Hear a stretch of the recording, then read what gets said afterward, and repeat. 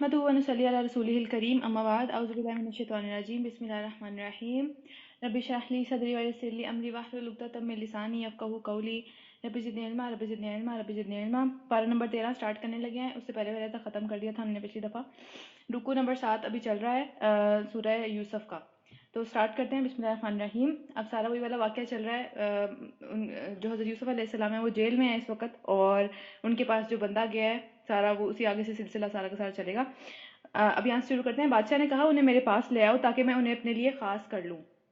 اب وہ جو بندہ تھا جو عزیز مصر تھا اس ٹائم پہ، جن کے گھر پہ حضرت یوسف علیہ السلام رہ رہے تھے، وہ بہت ہی زیادہ اور بڑے عہدے پہ جا چکے تھے وہ۔ تو اب کیا ہوا کہ انہوں نے ان کو بلایا اور ان کو کہا کہ ان کو جو ہے وہ جیل میں سے لے آؤ اب، اور ان کے اوپر سے الزام سارا دھل چکا ہے اور سارا معاملہ کلیئر ہو چکا ہے اب، تو ان کو میرے پاس اب لے آؤ تاکہ میں ان کو اپنے خاص بندوں میں سے کر لوں۔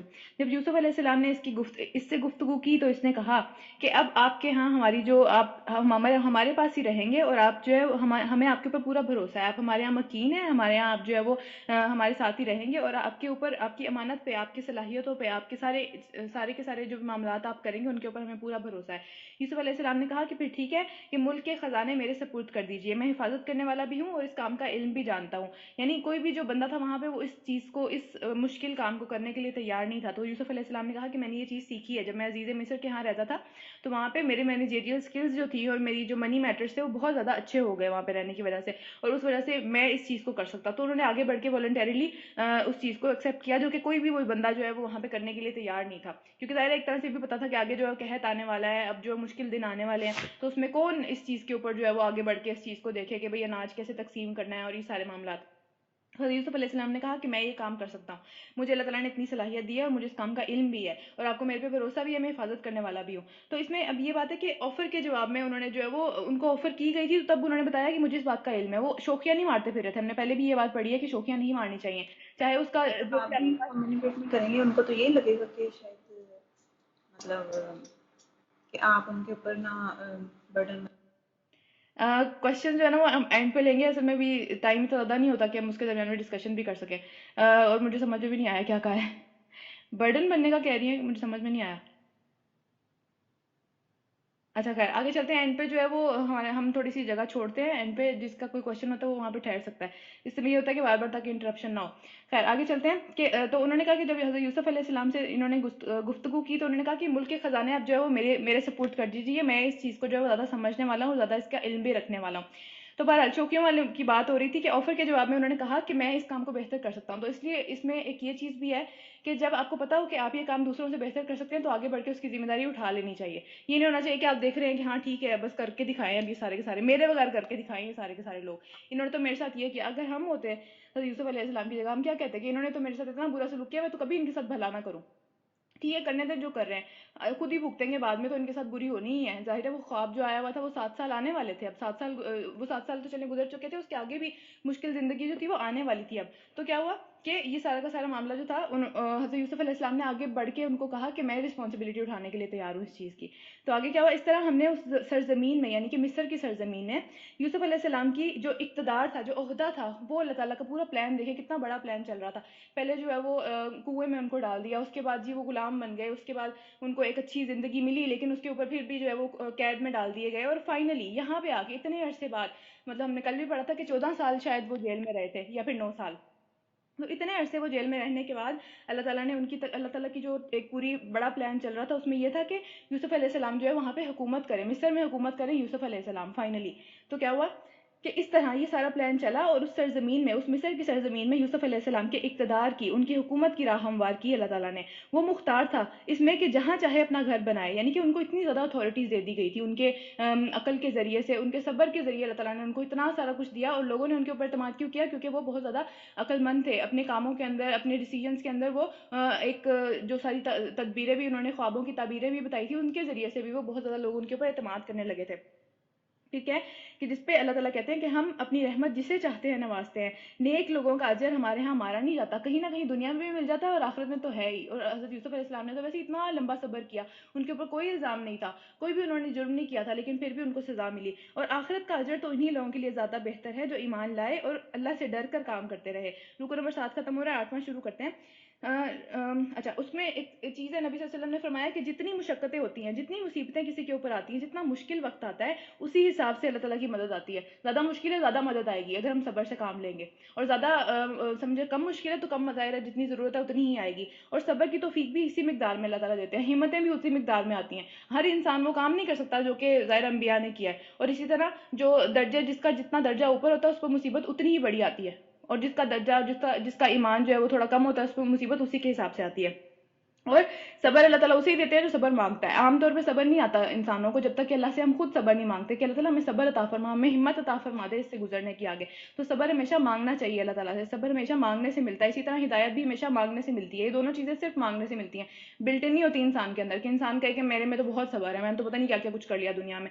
हो सकता है इस तरह की मुसीबत आगे आए, अल्लाह ना करे, लेकिन अगर इस तरह की मुसीबत आए कि जिसके लिए आपको और सबर मांगना पड़े अल्लाह ताला से, तो हमेशा अल्लाह ताला से सबर की दुआ मांगते रहना चाहिए। फिर क्या है कि यूसुफ अलैहिस्सलाम के भाई अब मिस्र आ गए। देखें, अब फिर से वो जो है वो अपने भाइयों से टाकरा होने लगा।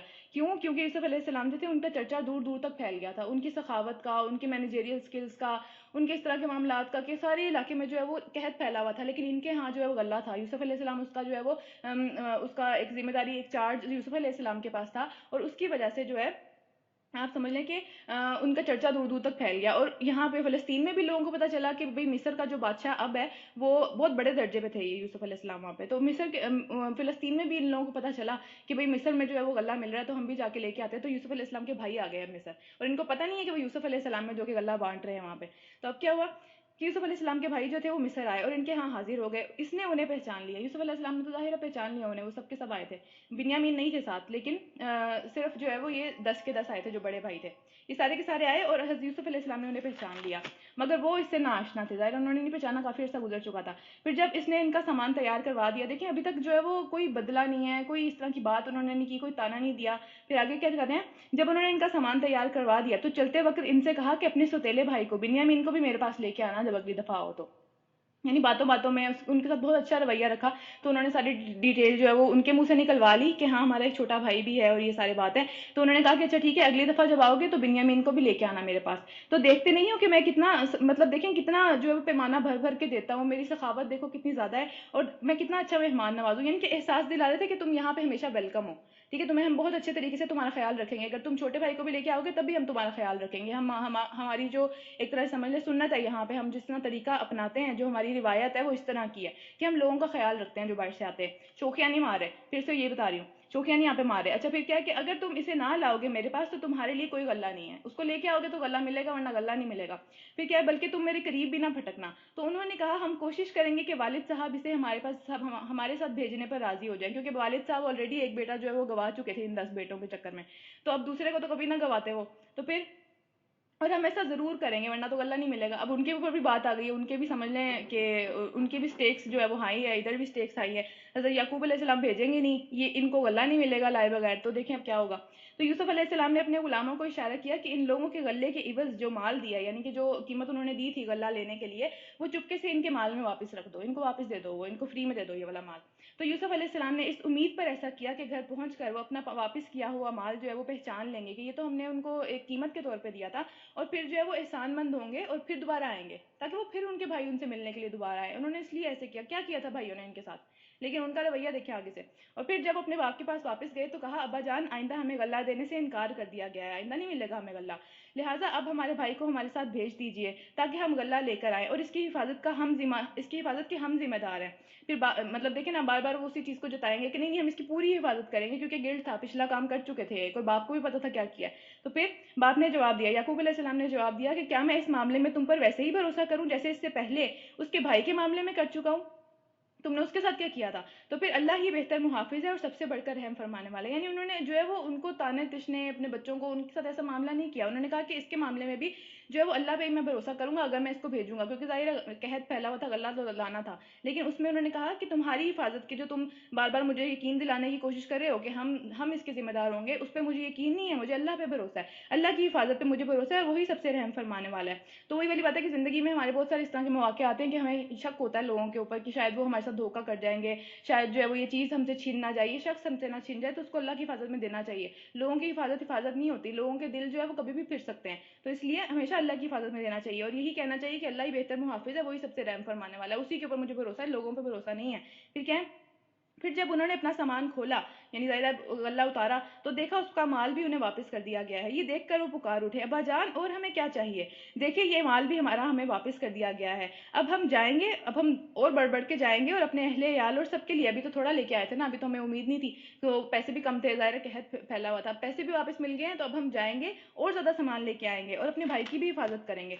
तो जाहिर बात है भाई जाएगा तो एक और ऊँट साथ जाएगा, अभी तो 10 ऊँट जा रहे थे, फिर 11 हो जाएंगे तो ज़्यादा सामान आएगा।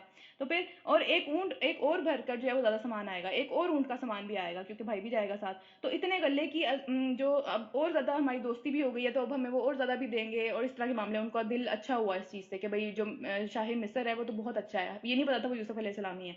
बहरहाल उन्होंने जो है उसकी काफ़ी सारी तारीफ़ें की, उन्होंने कहा कि भाई हम तो और भी ज़्यादा गल्ला लेके आएंगे। इनके बाप ने कहा मैं इसको हरगिज़ तुम्हारे साथ ना भेजूंगा जब तक कि तुम अल्लाह के नाम की कसम ना खाओ, अल्लाह के नाम पे मुझसे वादा ना करो कि इसे मेरे पास वापस ज़रूर लेके आओगे, इल्ला ये कि तुम सब ही घेर लिए जाओ, इल्ला ये कि कोई इस तरह का मामला आ जाए कि सबके ऊपर ही पलट जाए। ये ना हो कि एक बेटे को तुम मेरे वहीं छोड़ा हो जिस तरह पहले छोड़ के आए हो, ऐसा हो कि भाई सारे ही मुसीबत में पड़ गए हैं, फिर समझ में आती है बात, वरना एक के साथ तो नहीं होता बुरा। तो उन्होंने ये कहा। फिर जब उन्होंने इसको अपने अपने वादे दे दिए, सबने जो है वो अल्लाह को गवाह बनाकर वहाँ पे वादा दिया, तो इसने कहा कि देखो हमारे और तुम्हारे इस दरमियान में जो कौल करार हमारे दरमियान में हुआ, जो अहद हुआ है, इस पे अल्लाह ही निगहबान है, अल्लाह ही इसके ऊपर गवाह है, अगर तुम इससे फिरे तो अल्लाह ही तुम्हें पकड़ेगा। तो फिर क्या हुआ कि फिर इसने कहा, फिर याकूब अलैहिस्सलाम ने एक बहुत प्यारी नसीहत की अपने बच्चों को, क्या कि मेरे बच्चों, मिस्र की दारुल सल्तनत में, मिस्र का इतना बड़ा शहर है, वहाँ पे तरह तरह के लोग रहते हैं, वहाँ पे अमीर भी रहते हैं, गरीब भी रहते हैं, वो पूरी सल्तनत थी, वो पूरा एक समझ लें मेट्रोपॉलिटन नहीं होता जो बड़ा शहर होता है, वो उस तरह का शहर था वहाँ पे। तो वहाँ पे जो है एक दरवाजे से दाखिल ना होना बल्कि मुख्तलिफ दरवाज़ों से दाखिल होना। क्यों ऐसा कहा हज़रत याकूब अलैहिस्सलाम ने? क्योंकि वो बहुत खूबसूरत लड़के थे सारे के सारे और सारी एक बड़ी जमात थी, जो नौजवान लड़के थे सारे के सारे। तो याकूब अलैहिस्सलाम को ये शक हुआ कि कहीं लोग जो है वो इनको बहुत ताज्जुब की नज़रों से ना देखें कि वाह, अगर ये हम भी किसी को करते हैं ना वाह करके, हम बहुत ज़्यादा समझ लें ताज्जुब में चले जाते हैं, तो वो वाली नज़र भी लग जाती है लोगों को। उसके अलावा हसद की नज़र तो लगती है, ज़ाहिर है कोई हसद हो किसी के दिल में उसकी तो नज़र लग जाती है, लेकिन अगर कोई ताज्जुब से भी देखे और अल्लाह का नाम मेंशन ना करे उसके ऊपर, कि मतलब ताज्जुब में ही पड़ा रह जाए और उसके बाद अल्लाह का नाम मेंशन ना करे, तो भी नजर लग जाती है। तो याकूब अलैहिस्सलाम ने इस तदबीर के तहत उनको जो है वो एक एडवाइस की, उनको एक नसीहत की कि तुम एक दरवाजे से दाखिल ना होना, अलग अलग दरवाजों से दाखिल होना, ऐसा ना लगे कि तुम सब इकट्ठे आए हो, वरना क्या होगा कि लोग तुम्हें बड़ी परेशानी से देखेंगे, हैरानगी से देखेंगे, क्योंकि वो शहर था, वहां पे शायद इतने ज्यादा इकट्ठे इकट्ठे लोग रहते भी ना हो। जाहिर है शहर का थोड़ा सा कॉन्सेप्ट डिफरेंट होता है गाँव से, ये लोग गाँव से आ रहे थे। तो क्या हुआ कि लेकिन अल्लाह की मशीयत से मैं तुम्हें बचा नहीं सकता, अल्लाह ताला ने जो सोचा हुआ है, अल्लाह ताला ने अगर कोई नुकसान हमारे लिए रखा हुआ है वहां पे, अगर किसी की नज़र का लगना रखा हुआ है, तो फिर मैं उससे नहीं बचा सकता, लेकिन ये एक मेरी तदबीर है। यानी कि हमें हमें अपने सारे असबाब इख्तियार करने चाहिए, जो जो चीज़ें जिन जिनका पता है कि हमें नज़र लग जाती है उन चीज़ों से वो नहीं करनी चाहिए। ठीक है, वो करके फिर हम सोचें कि हाँ अब जो है वो नज़र नहीं लगेगी, कोई मसला नहीं है, अल्लाह ताला ने लगानी होती है तो वो घर में भी लग जाती है। तो अपने असबाब के बाद जो है फिर उसके बाद जो है वो अल्लाह पे आप सोचें कि भरोसा अल्लाह ताला पे तभी होता है जब आप हम अपना ऊँट बांधते हैं, ऊँट खुला छोड़ के भरोसा नहीं होता। ठीक है, उसके अलावा जो सारे के सारे हमारे अज़कार हैं, सुबह और शाम के अज़कार हैं, नमाज़ों के बाद के अज़कार हैं, वो हमें बचाते हैं। अगर वो बचाओ, वो हिफाजत हमारे साथ ना हो तो ये नज़र आके हमें लग जाती है। नज़र आप सल्लल्लाहु अलैहि वसल्लम ने हमें क्या बताया नज़र के बारे में, कि नज़र एक तीर है, वो तीर कभी ठिकाने पे लगता है कभी नहीं लगता, लेकिन अगर किसी ने जो है वो उसकी प्रोटेक्शन की हुई हो, प्रोटेक्शन क्या है, हमारे मुअव्विज़तैन क्या क्या है, कुल औज़ु बिरब्बिल फलक, कुल औज़ु बिरब्बिन नास और कुल हुवल्लाहु अहद। ये तीनों सूरतें अगर आपने हर नमाज के बाद पढ़ी हैं, उसके अलावा सुबह और शाम में भी 3-3 दफ़ा पढ़ी है, तो क्या है कि ये हिफाजत है, हर चीज़ से हिफाजत है, ये जादू से, नज़र से, हसद से, किसी भी चीज़ से, कोई जिन्नात से, हर चीज़ से हमारी ये हिफाजत है एक। और अगर हमारी ये हिफाजत नहीं है तो वो नज़र आके हमें लग जाती है, जो कि आमतौर पर हमारी होती भी नहीं है, हम तो सोचते ही नहीं है कि अपनी हिफाजत भी कर लें। ठीक है, तो ये सारी नजरें आके हमें लग जाती हैं। तो उसके उसमें फिर क्या होता है कि नबी सल्लल्लाहु अलैहि वसल्लम की हदीस है कि उसमें क्या आप वसल्लम ने बताया कि नजर बद आदमी को कब्र में और ऊंट को हांडी में डाल देती है। ऊंट जितना खूबसूरत हो उसको नजर लगेगी, वो बीमार होगा और उसको हांडी में उसको ज़िबा कर दिया जाएगा। ठीक है, और इंसान जो है उसकी वजह से कब्र में पहुंच जाता है। जादू से इंसान मरता नहीं है, नजर से इंसान मर जाता है। तो ये बहुत ज्यादा बड़ी चीज है, इससे जो वो बचने की तो जो है वो कोशिश पूरी करनी चाहिए। उसके बाद क्या है कि चेहरे पे अगर काले धब्बे, बहुत सारी चीज़ें हो सकती हैं नज़र की वजह से, बहुत सारी। उसमें एक वाक़या ये भी है कि उम्मे सलमा जो थी नबी वसल्लम की वाइफ थी, तो उनके घर में नबी वसल्लम ने एक लड़की को देखा जिसके चेहरे पर थोड़े काले काले धब्बे पड़े हुए थे। तो नबी वसल्लम ने फरमाया कि इसके ऊपर दम करो, इसके ऊपर नज़र का दम करो, इसको नज़र लगी हुई है जिसकी वजह से इसकी शक्ल के ऊपर इस तरह से जो है वो धब्बे पड़ गए हैं काले। और उसके बाद क्या कि नबी वसल्लम ने एक और हदीस में हमें बताया कि जो है میری امت میں مجھے سب سے زیادہ جو وفات ہوگی لوگوں کی اللہ کی تقدیر کے بعد، یا ظاہر سی بات ہے اللہ نے ایک تقدیر بھی لکھی ہوئی ہے اور کوئی مشکلات اور بھی آ سکتی ہیں، اس کے بعد وہ نظر بد سے ہوگی سب سے زیادہ وفات، کیونکہ لوگ بچیں گے نہیں، لوگوں کے اندر جو ہے وہ ریا اور اس طرح کی چیزیں پھیل جائیں گی، وہ ایک دوسرے کو اپنی جو ہے وہ نعمتیں بہت کھول کھول کے دکھائیں گے اور اس پہ نظریں لگا کریں گے، یہی ہو رہا ہے آج بھی، ٹھیک ہے؟ تو نظریں جو نعمتیں ہیں جن کا پتہ ہو کہ لوگ حسد کریں گے ان سے چھپانی چاہیے. اور دوسری بات ایک اور حدیث بھی ہم نے پڑھی تھی کہ ہر نعمت والے کے ساتھ جو ہے وہ لوگ حسد کرتے ہیں، ہر نعمت والے کے ساتھ حسد کیا گیا ہے، آگے بھی کیا جائے گا، پیچھے بھی کیا جائے گا اور آج بھی ہو رہا ہے وہ. تو نبی صلی اللہ علیہ وسلم کی حدیث سے زیادہ سچی کوئی بات نہیں ہے، اس لیے اپنی نعمتوں کو تھوڑا سا چھپانا چاہیے لوگوں سے. یہ نہیں کہ آپ کھول کھول کے دنیا کو بتانا شروع کر دیں میرے پاس یہ ہے، میرے پاس یہ ہے، میں ایسا کر رہا ہوں ویسا کر رہا ہوں. ہر ایک کی نیت اچھی نہیں ہوتی آپ کے لیے. اچھا آگے چلتے ہیں. تو یہاں سے بھی پتہ چلتا ہے، اس آیت سے بھی پتہ چلتا ہے کہ نظر لگ سکتی ہے، کیونکہ حضرت یعقوب علیہ السلام اپنے بیٹوں کو کہہ رہے ہیں کہ ایک دروازے سے داخل نہ ہونا، تو تعجب کی نظر نہ لگ جائے کہیں، لوگ جو ہے وہ تمہیں تعجب سے اور بڑے حیرانگی سے اور بڑے پیار سے تمہیں دیکھیں تو تب بھی نظر لگ جاتی ہے. تو پھر کیا ہے کہ پھر اس کے بعد لیکن اللہ کے نبی نے کہا کہ اللہ کی مشیت سے تمہیں بچا نہیں سکتا میں، یہ صرف ایک تدبیر ہے، اگر اللہ تعالیٰ نے برا لکھا ہوا تو برا ہو کے رہے گا، پھر اس سے میں بچا نہیں سکتا، وہ پھر ظاہری بات ہے اس میں اور حکم اللہ کے علاوہ کسی کا بھی نہیں چلتا. اسی پر میں نے بھروسہ کیا، اسی کے بھروسے میں تمہیں بھیج رہا ہوں، اور جس کو بھی بھروسہ کرنا ہو اسی پر بھروسہ کرنا چاہیے. اسباب اختیار کرنے چاہیے، اپنے سارے کی ساری کوشش کرنی چاہیے، لیکن بھروسہ اللہ تعالیٰ پہ، اسباب پہ نہیں. ٹھیک ہے؟ اپنی طریقوں پہ، اپنے اذکار پہ بھروسہ نہیں، وہ اللہ تعالیٰ نے ہمیں بتایا ہے اس سے بچنا ہے، لیکن بچانے والی ذات اللہ کی ہے. اور پھر واقعہ یہ بھی ہوا کہ جب اپنے باپ کی ہدایت کے مطابق شہر میں ڈفرینٹ دروازوں سے یہ سارے کے سارے داخل ہوئے، تو اس احتیاطی تدبیر اللہ کی جو اللہ کی قدرت تھی، اللہ کی مشیت تھی، اس کے مقابلے میں کچھ بھی کام نہ آ سکی. اب کچھ برا ہونے والا تھا آگے یہاں پہ، ٹھیک ہے؟ اس کے مقابلے میں وہ کچھ بھی کام نہ آ سکی. کیا ہوا تھا وہ؟ ہاں بس یعقوب علیہ السلام کے دل کی ایک تسلی تھی، دل کا ایک ارمان تھا، اسے دور کرنے کے لیے اس نے اپنی سی کوشش کر لی کہ میرا یہ والا بیٹا بھی میرے سے نہ چھن جائے. بنیامین کی بات ہو رہی ہے، ٹھیک ہے؟ پھر کیا؟ بے شک وہ ہماری دی ہوئی تعلیم سے صاحب علم تھا، اللہ تعالیٰ نے انہیں علم دیا ہوا تھا، اللہ تعالیٰ نے ان کو دور سے دیکھنا سکھایا ہوا تھا، وہ حکمت تک پہنچ جاتے تھے، وہ باتوں کی تہ تک پہنچ جاتے تھے. اسی وجہ سے انہوں نے یہ تدبیر اختیار کرنے کا اپنے بیٹوں کو کہا تھا. مگر اکثر لوگ معاملہ کی حقیقت کو جانتے ہی نہیں ہیں، ان کو سمجھ ہی نہیں آتی، وہ بس اوپر اوپر سے چیزیں دیکھتے ہیں. رکو نمبر 9 سٹارٹ ہو رہا ہے. یہ لوگ یوسف علیہ السلام کے حضور پہنچے تو اس نے اپنے بھائی کو اپنے پاس الگ سے بلا لیا. یعنی ہوا یہ کہ جب یہ لوگ وہاں پہنچے تو دو دو کی انہوں نے جو ہے وہ گروپس بنا دیے. اب ظاہر وہ تو 10 تھے، 11ویں جو تھے وہ بنیامین تھے اور 12ویں حضرت یوسف علیہ السلام تھے. تو وہ بنیامین بچ گئے الگ سے، وہ چھوٹے بھی تھے، ان کو کوئی اتنا زیادہ لفٹ بھی نہیں کراتا تھا ان میں سے، یہ سارے اپنے میں ہی لگے رہتے تھے.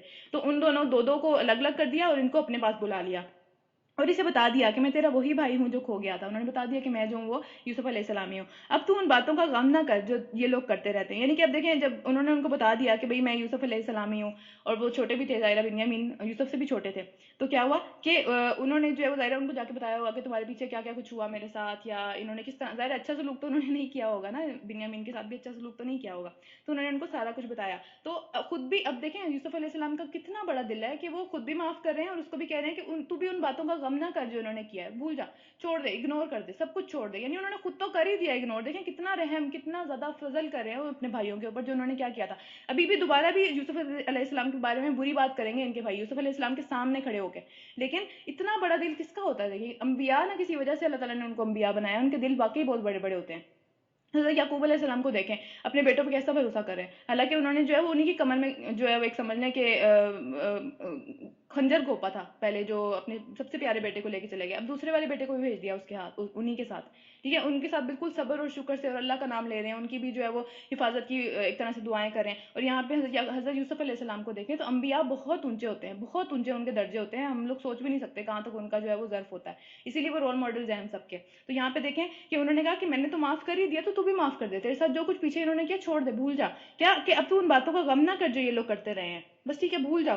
تو معاف کرنے کا ایک دفعہ ہم منہ سے تو کہتے ہیں کہ معاف کر دیا، ہاں ٹھیک ہے میں نے معاف کر دیا، مجھے کوئی فرق نہیں پڑتا، اس کے بعد ہم بھولتے نہیں ہیں ان باتوں کو، ہم انہی باتوں کے اندر بار بار سوچتے رہتے ہیں، اپنا وہ اپنا سمجھنے کہ وہ بیگیج، وہ ڈپریشن کا بیگیج اپنے ساتھ ہی رکھتے ہیں، ہم اس کو الگ نہیں کرتے اپنے آپ سے. ہم انہی چیزوں کے بارے میں سوچتے رہتے ہیں اور پھر کبھی نہ کبھی جا کے وہ تانا بھی دے دیتے ہیں کہ بھئی ہاں اس نے تو پہلے بھی یہ کیا تھا تو اب بھی یہی کرے گا. ٹھیک ہے؟ ہم بھولتے نہیں ہیں باتوں کو. تو یہاں بھی یوسف علیہ السلام ہمیں کیا بتا رہے ہیں کہ جب معاف کرنا ہوتا ہے نا تو پھر بھولنا ہوتا ہے اس چیز کو، اس چیز سے نکلنا ہوتا ہے، کیونکہ ہم اپنے ساتھ وہ ایک اتنا بھاری بستہ لے کے چل رہے ہوتے ہیں کہ ہمارا اپنا چلنا آگے مشکل ہو جاتا ہے. جب ہم اس کو اتار کے پھینک دیتے ہیں نا تو پھر ہم آسانی سے چل پاتے ہیں، پھر ہم خود بھی جو ہے وہ آگے ترقی زیادہ کر سکتے ہیں. ورنہ اگر ہم انہی سب چیزوں کو لے کے ساتھ چلتے رہیں گے تو پھر کیا ہوگا، ہم خود بھی مشکل میں پڑے رہیں گے اور لوگوں کو پہ بھی جو ہے وہ ہم مشکلات ڈالتے رہیں گے. اور دوسری بات یہ کہ دنیا کے اندر جو مصیبتیں آتی ہیں، دنیا کی حیثیت اللہ تعالیٰ کی ہاں ایک مچھر کے پر کے جتنی بھی نہیں ہے. کہ ہم دیکھتے ہیں نا ایک مچھر اڑ رہا ہے، ایک پورا مچھر اور اس کا ایک چھوٹا سا پر اور، ٹھیک ہے؟ تو اس پہ ایٹیٹیوڈ بٹ یوسف علیہ السلام کا کیا ہے کہ ٹھیک ہے ایک مچھر تھا نا, زندگی کے اتنے سال تھے جو کہ اپنے باپ کے ساتھ نہیں گزار سکے, اس کے بدلے میں ایک اور مشن تھا جو یہ پورا ہو رہا تھا ادھر, تو وہ مشن ادھر سے پورا ہو گیا, تو انہوں نے اس کو بالکل اسی طرح اڑایا, ان سارے کے سارے بیہیویئرس کو, جیسے کہ مچھر کو نہیں اڑاتے منہ سے, اس طرح انہوں نے اڑایا کہ بس ٹھیک ہے مچھر ذرا ہٹ گیا, کوئی مسئلہ نہیں ہے. تو ہم کیا, ہمارے اندر اتنی اسٹرینتھ ہے, ہمارے اندر اتنا حوصلہ ہے کہ ہم کسی دوسرے کو اس طرح معاف کر دیں. اتنا مشکل کام ہے یہ, اللہ تعالیٰ سے یہ حوصلہ مانگنا چاہیے. دیکھیں کتنا عالی مقام ہے ان کا اس صبر کے اندر, کس قدر انہوں نے صبر کیا, اب آگے بھی کریں گے. پھر جب یوسف علیہ السلام نے ان کے مال لدوانے کا, سارے مال ریڈی ہو گئے, سارا غلہ جو ہے وہ ریڈی ہو گیا, تو اس نے اپنے بھائی کے سامان میں اپنا پیالہ رکھ دیا. اپنا پیالہ جو ہے وہ, اپنا شاہی پیالہ جو تھا وہ ان کے بھائی کے سامان میں رکھ دیا, یعنی کہ بنیامین کے سامان میں. پھر ایک پکارنے والے نے پکار کر کہا کہ اے قافلے والو, تم چور ہو, شامت ہے تم لوگوں کی, تم چور ہو, تمہارے مال کے اندر جو ہے وہ کوئی چیز کھو گئی ہے ہماری. تو انہوں نے پلٹ کر جواب دیا, یعنی کہ قافلے والوں نے, اس کے بھائیوں نے جواب دیا کہ تمہاری کیا چیز کھو گئی ہے. سرکاری ملازموں نے کہا بادشاہ کا پیمانہ ہمیں نہیں ملتا, کہاں ہے وہ کدھر ہے وہ پیالہ جو ہے. تو پھر ان نے کہا کہ ان میں سے اسی شخص نے کہا کہ جو شخص لا کر دے گا اس کے لیے ایک اونٹ بھر غلے کا انعام ہے, اور اس کی ذمہ داری میں لیتا ہوں. یعنی انہوں نے جو ہے وہ ایک سمجھ لیں کہ اور طریقہ نکالا اس کو جو ہے وہ انعام دینے کا, ان کو اور مال دینے کا. تو بہرحال اس کی ذمہ داری میں لیتا ہوں. ان کے بھائیوں نے کہا کہ خدا کی قسم, تم تو خوب جانتے ہو کہ ہم اس ملک میں رہتے بھی نہیں ہیں, ہم یہاں فساد کرنے نہیں آئے ہیں, ہم چوریاں کرنے والے لوگ نہیں ہیں. ظاہر ہے ان کو اتنے تو وہ تھے, اتنے تو مطلب ان کی تربیت تھی کہ انہوں نے کہا کہ ہم چوریاں کرنے نہیں آتے یہاں پہ, ہم تو اپنا کام کرنے آتے ہیں. تو انہوں نے کہا کہ اچھا اگر تمہاری بات جھوٹی نکلی تو چور کی سزا کیا ہے, اگر تمہارے پاس سے ہی نکل آیا تو پھر کیا سزا ہے چور کی. تو انہوں نے کہا کہ اس کی سزا, جس کے مال میں سے وہ چیز نکلے آپ اسے اپنے پاس ہی رکھ لیں. یعنی کہ شریعت یعقوب, بنی اسرائیل کی شریعت کے اندر یہ چیز شروع سے چلتی آ رہی ہے کہ جس نے چوری کی ہے اسی کو سزا دی جائے گی. ٹھیک ہے, لیکن مصر کی جو سمجھ لیں کہ ان کا جو قانون تھا اس کے مطابق یہ سزا نہیں ہوتی تھی. اس کے مطابق انہوں نے اپنا فیصلہ بتایا کہ جو بھی لے کے آئے گا اس کو جو ہے وہ ہم ایک اور انعام دے دیں گے. لیکن بہرحال انہوں نے اپنا فیصلہ بتایا کہ ہماری شریعت میں اس طرح سے ہوتا ہے کہ جس نے چوری کی ہوتی ہے وہی جو ہے وہ اس کی سزا بھگتتا ہے. تو کیا ہوا, اور حضرت یوسف علیہ السلام کو یہ بات پتا تھی, تبھی انہوں نے اپنے چھوٹے بھائی کے مال میں جو ہے وہ پیالہ رکھوایا تھا.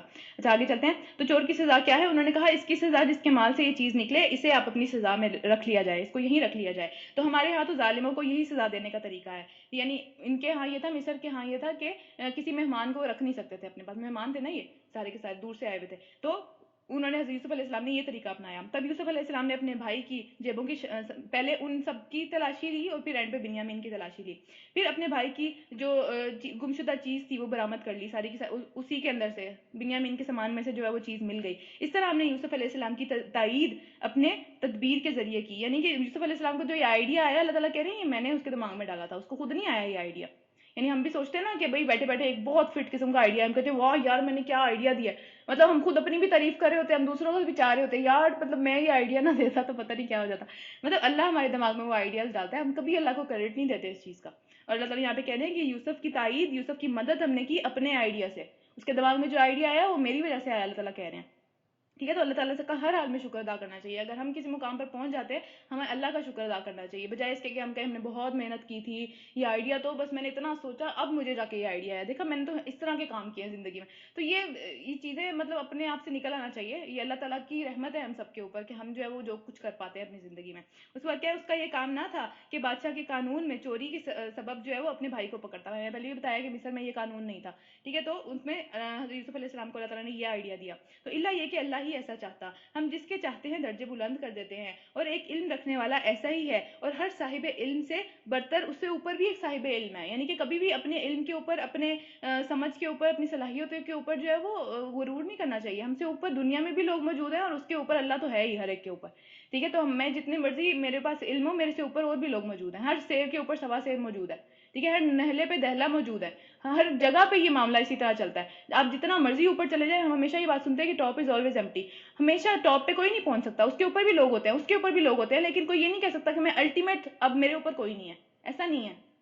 ٹھیک ہے, تو ہمیشہ اوپر سے اوپر لوگ ہوتے ہیں. تو اس بات کو ماننا چاہیے, آپ جہاں مرضی پہنچ جائیں آپ سے اوپر بھی لوگ نکل آئیں گے. آپ چاہے آپ کے پاس اللہ تعالیٰ نے مال دیا ہوا ہے, آپ سے زیادہ مال والے بھی لوگ موجود ہیں. آپ کو اللہ تعالیٰ نے علم دیا ہوا ہے, آپ سے زیادہ علم والے بھی لوگ موجود ہیں. آپ کو اللہ تعالیٰ نے شہرت دی ہوئی ہے, آپ سے زیادہ شہرت والے لوگ موجود ہیں. تو ہمبل رہنا چاہیے.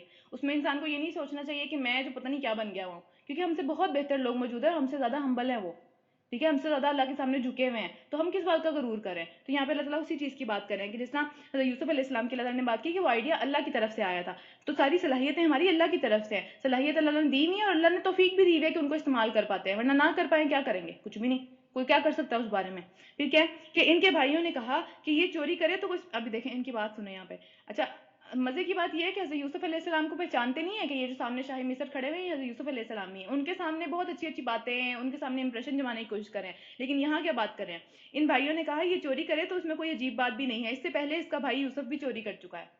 یوسف علیہ السلام کے سامنے کھڑے ہو کے کہہ رہے ہیں اس کا بھائی یوسف چوری کر چکا ہوا ہے، اور ان کا دل دیکھیں اتنا بڑا ان کا دل ہے. یوسف نے یہ بات سنی اور وہ پی گیا، اس نے کچھ نہیں کہا انہیں آگے سے کہ میں ہی یوسف ہوں، کس کی بات کر رہے ہو؟ ٹھیک ہے، اور حقیقت ان پر نہ کھولی، بس زیر لب اپنے منہ میں اپنے دل میں اتنا سا کہا کہ بڑے ہی برے لوگ ہو تم لوگوں سے، مطلب دیکھیں الزام لگا رہے ہیں. ایک حسد کا یہ بھی عالم ہوتا ہے نا کہ بس جان بھی چھڑا لی ہے، وہ دور بھی چلا گیا، کب کا اس کو کنویں میں پھینک دیا ہوا ہے، پھر بھی اسی سے اپنی وہ جو کلیس نہیں نکالنا ہوتا، دل کی ایک تڑپ اور ایک دل کا سکون نہیں ملتا ہے دوسروں کو باتیں سنا سنا کے بیٹھے ہوئے، تو یہ وہ نکال رہے تھے یہاں پہ بیٹھے ہوئے اپنے حسد کے اندر ہی. تو یوسف علیہ السلام یہ سارا کچھ پی گئے، انہوں نے نہیں ظاہر ہونے دیا کہ میں کون ہوں اور میں تم پہ کتنا بڑا احسان کر رہا ہوں. تو پھر کیا ہوا کہ بس زیر لب اپنے دل میں اتنا ہی کہا کہ بڑے ہی برے لوگ ہو تم، جو الزام تم مجھ پر لگا رہے ہو اس کی حقیقت خدا خوب جانتا ہے کہ میں نے ایسا کچھ نہیں کیا تھا. تم لوگ اتنی بری بری باتیں میرے بارے میں کرتے رہے ہو، پیچھے بھی کرتے رہو گے، آگے بھی کرے ہو، لیکن وہ معاف کر چکے تھے، انہوں نے مزید انہوں نے کچھ نہیں کہا. پھر کیا ہوا کہ انہوں نے کہا اچھا ابھی اس کو یوسف علیہ السلام کو بات کرے، اور اب یہاں پہ دیکھیں انہوں نے کہا حضور والا، یوسف علیہ السلام کو حضور والا بھی کہہ رہے ہیں اب. یعنی اس طرح کے لوگ کون ہوتے ہیں؟ اس طرح کے لوگ وہ ہوتے ہیں جن کو بس اپنا فائدہ چاہیے. ٹھیک ہے، جہاں ان کو وہ فائدہ ملے گا وہ وہاں میٹھے بن جائیں گے، جہاں فائدہ نہیں ملے گا، جہاں کسی سے کوئی بھی خطرہ ہوگا اس کو وہ نقصان پہنچانے پہ لگ جائیں گے، کوئی مسئلہ نہیں ہے ان کے لیے یہ. تو انہوں نے کہا حضور والا اس کا باپ بہت ہی بڑا آدمی ہے، اس کی جگہ آپ ہم میں سے کسی اور کو رکھ لیجئے. اب دائرہ پھر سے سر پہ پڑ گئی کہ باپ نے بڑا سمجھ لیں کہ ایک وہ کر کے بھیجا تھا، ایک بھروسہ کر کے بھیجا تھا، اور یہاں پہ پھر یہی معاملہ پڑ گیا. پھر کیا ہوا کہ آپ ہم میں سے کسی کو رکھ لیں، ہم آپ کو بڑا ہی نیک انسان سمجھتے ہیں. اب دیکھیں یہاں پہ کتنی ایک خوبصورت بات ہے یہ کہ یوسف علیہ السلام جب جیل میں تھے وہاں پہ بھی ان کے جیل کے ساتھی ان سے 2-3 دفعہ وہ ملے ہوں گے. انہوں نے کہا آپ ہمیں بڑا نیک لگتے ہیں، آپ ہمیں بڑا نیک انسان نظر آتے ہیں، تو آپ ہمیں خواب کی تعبیر بتائیں. اسی طرح یہاں پہ بھی جو ہے وہ محسنین کا لفظ استعمال ہوا ہے، وہاں پہ بھی محسنین کا لفظ استعمال ہوا تھا. تو محسن کون ہوتا ہے؟ جو بہت خوبصورت طریقے سے نیکی کرنے والا ہوتا ہے. تو جو محسن ہوتا ہے نا اس کی نیکی سب کو پتہ چل جاتی ہے، وہ چھپی ہوئی نہیں رہتی کسی سے بھی، اس کو بتانا نہیں پڑتا اپنے منہ سے کہ میں بہت نیک ہوں، میری بات سنو. ٹھیک ہے، تو یہاں پہ بھی دوسری ملاقات تھی ان کی اپنے بھائیوں سے، اور یہاں پہ دوسری ملاقات میں ان کو پتہ چل گیا کہ یہ انسان نیک ہے، یہ سن لے گا، یہ بات کر لے گا، اس کو اخلاق سے فوراً پتہ چل جاتا ہے کہ یہ بندہ کس طرح کا ہے. ٹھیک ہے، تو وہ چھپی ہوئی نہیں رہتی، اس کو اپنے منہ سے بتانا نہیں پڑتا. پھر کیا ہے، یوسف علیہ السلام نے کہا کہ اللہ کی پناہ دوسرے کسی شخص کو ہم کیسے رکھ سکتے ہیں جس کے پاس ہمارا مال پایا گیا ہے، اس کو چھوڑ کر ہم دوسروں کو رکھیں گے تو ہم ظالم ہوں گے. رکو نمبر 10. جب وہ یوسف علیہ السلام سے مایوس ہو گئے، ہر طرح کی باتیں کرنے کے بعد بھی، ہر طرح کی سفارشیں کرنے کے بعد بھی نہیں معاملہ بنا، تو ایک الگ کونے میں جا کے آپس میں مشورہ کرنے لگے. ان میں سے جو سب سے بڑا تھا وہ بولا تم جانتے نہیں ہو کہ تمہارے والد نے تمہیں اللہ کے نام پر جو ہے اس کو بھیجا تھا ساتھ میں، اتنا بڑا وعدہ کر کے تم آئے ہو، اور اس سے پہلے یوسف علیہ السلام کے معاملے میں بھی تم زیادتی کر چکے ہو اور تمہیں معلوم ہے تم نے غلط کیا تھا اس ٹائم پہ بھی. تو پھر اب میں تو یہاں سے ہرگز نہیں جاؤں گا جب تک میرے والد مجھے اجازت نہ دیں، میں اس کے ساتھ ہی ہوں، میں نہیں یہاں سے جاؤں گا. اس کو تھوڑا سا وہ تھوڑا سینسیبل تھا ان سب میں. تو انہوں نے کہا کہ میں نہیں جاؤں گا، یا تو میرے والد ہی مجھے اجازت دیں کہ ہاں تم آ جاؤ، یا مجھے معاف کر دے اس بارے میں، یا پھر اللہ ہی میرے حق میں کوئی اور فیصلہ کرے، اور وہ بہترین فیصلہ کرنے والا ہے. یعنی کہ اللہ ہی جو ہے وہ مجھے اتنی قوت دے، مجھے اتنی کوئی صلاحیت دے کہ میں اس کو یہاں سے لے کے چلا جاؤں، میں نہیں ہٹنے والا اب یہاں سے. تو پھر تم سب جا کر اپنے والد سے کہو کہ ابا جان آپ کے صاحبزادے نے چوری کی ہے، ہم نے اس چوری کرتے ہوئے دیکھا نہیں ہے، مگر جو کچھ ہمیں معلوم ہوا ہے بس وہی بیان کر رہے ہیں، اور غیب کی نگہبانی تو ہم نہیں کر سکتے. یعنی کہ اس نے اگر ہم سے چھپ کے کوئی کام کر لیا تو ہم اس کی نگہبانی نہیں کر سکتے، ہمارے سامنے چوری نہیں ہوئی البتہ. تو بس اس بستی کے لوگوں سے پوچھ لیجئے جہاں ہم تھے، اس قافلے سے دریافت کر لیجئے جس کے ساتھ ہم آئے ہیں، ہم اپنے بیان میں بالکل سچے ہیں. اب سچائی ثابت کرنی پڑے گی، ظاہر ہے پہلے بھی تو جھوٹ بول چکے ہیں، تو وہی والی بات ہے. ٹھیک ہے، تو اب سچائی کا یقین دلانے کے لیے قسمیں بھی کھانی پڑیں گی. پہلے اگر سچ بولا ہوتا تو ظاہر سی بات ہے پھر یہ قسمیں نہ کھانی پڑتی، لیکن اب کھانی پڑیں گی. تو کیا ہوا کہ اب یا تو آپ اس سے پوچھ لیجئے، اس سے پوچھ لیں، اس سے پوچھ لیں. بچے بھی یہ حرکتیں کرتے ہیں نا ماں باپ کے ساتھ کہ اچھا میرا یقین نہیں ہے اس سے پوچھ لیں، میرا یقین نہیں ہے اس سے پوچھ لیں. ٹھیک ہے، تو اس طرح کی باتیں کرتے ہیں. تو باپ نے یہ داستان سن کر کہا دراصل تمہارے جو نفس ہیں تم نے اپنے آپ کے لیے ایک اور بات کو بڑا آسان بنا لیا، تم نے پھر کچھ خرابی کی ہے، تم نے پھر کچھ گڑبڑ کی ہے. یعقوب علیہ السلام نے ان کا یقین نہیں کیا اس دفعہ بھی. پھر اچھا اب دیکھیں اس کو پھر کچھ نہیں کہا، پھر کیا کہ اچھا اس پر میں صبر کروں گا اور بخوبی صبر کروں گا. یعنی اب جو ہے میں اتنا پیارا اس کے اوپر بھی صبر کروں گا، میں اس کے اوپر بھی کوئی شکوہ نہیں کروں گا، اس کے اوپر بھی اپنی زبان سے جو ہے وہ اللہ تعالیٰ کے لیے کوئی شکوہ نہیں نکالوں گا. اور پھر کیا بعید ہے کہ اللہ ان سب کو مجھ سے ملا لے. یعنی کہ ان کو 3 بیٹے اب غائب ہو گئے تھے، ایک یوسف علیہ السلام، ایک بنیامین اور ایک سب سے بڑا والا، تینوں غائب تھے. تو کیا ہوا کہ بعید نہیں کہ اللہ ان سب کو مجھ سے ملا دے، اور وہ سب کچھ جانتا ہے اور حکمت اسی کے پاس ہے. پھر انہوں نے اس کی طرف سے منہ پھیر کر بیٹھ گیا اور کہا ہائے یوسف. پھر سے یوسف کا خیال آیا. اب 2 بیٹے اور چلے گئے لیکن پھر یوسف کا خیال آیا, بہت محبت تھی ان سے, اور پھر دل ہی دل میں غم سے گھٹا جا رہا تھا, دل اتنا پریشان تھا غم سے, منہ سے نہیں لیکن اللہ کے خلاف کوئی بھی بات نکالی کہ اللہ میرے ساتھ ایسا کیوں, اللہ میں ہمیشہ میرے ساتھ ہی ہوتا ہے, اس کے پاس یہ چیزیں ہیں میرے پاس یہ چیزیں کیوں نہیں ہیں. ٹھیک ہے, ہم اس طرح کی باتیں نکالتے ہیں منہ سے, اور ان کا صبر دیکھیں, نبی کا صبر دیکھیں کہ کیا کہ وہ دل ہی دل میں غم سے گھٹا جا رہا تھا. اللہ تعالیٰ کہہ رہے ہیں نا غم سے گھٹا جا رہا تھا, وہ واقعی گھٹا جا رہا ہوگا غم سے. کیا ان کے حالات ہوں گے دل میں, 3 بیٹے غائب ہیں, سب سے پیارے 2 بیٹے اور 1 بڑا بیٹا. پھر اس کے بعد اور اس کی آنکھیں سفید ہو گئی, ان کی آنکھیں بے نور ہو گئی رو رو کے, اتنا روئے وہ, اتنا روئے کہ ان کی آنکھوں کی روشنی چلی گئی, وہ دیکھ نہیں پا رہے تھے, اندھے ہو گئے تھے وہ رو رو کے. تو پھر اچھا, اب اس میں ایک بات ہے کہ رونا جو ہے اس کا عام طور پہ ہمارے یہاں یہ ہوتا ہے, کوئی رو رہا ہوتا ہے ہم اسے سب مشورہ دیتے ہیں صبر کریں.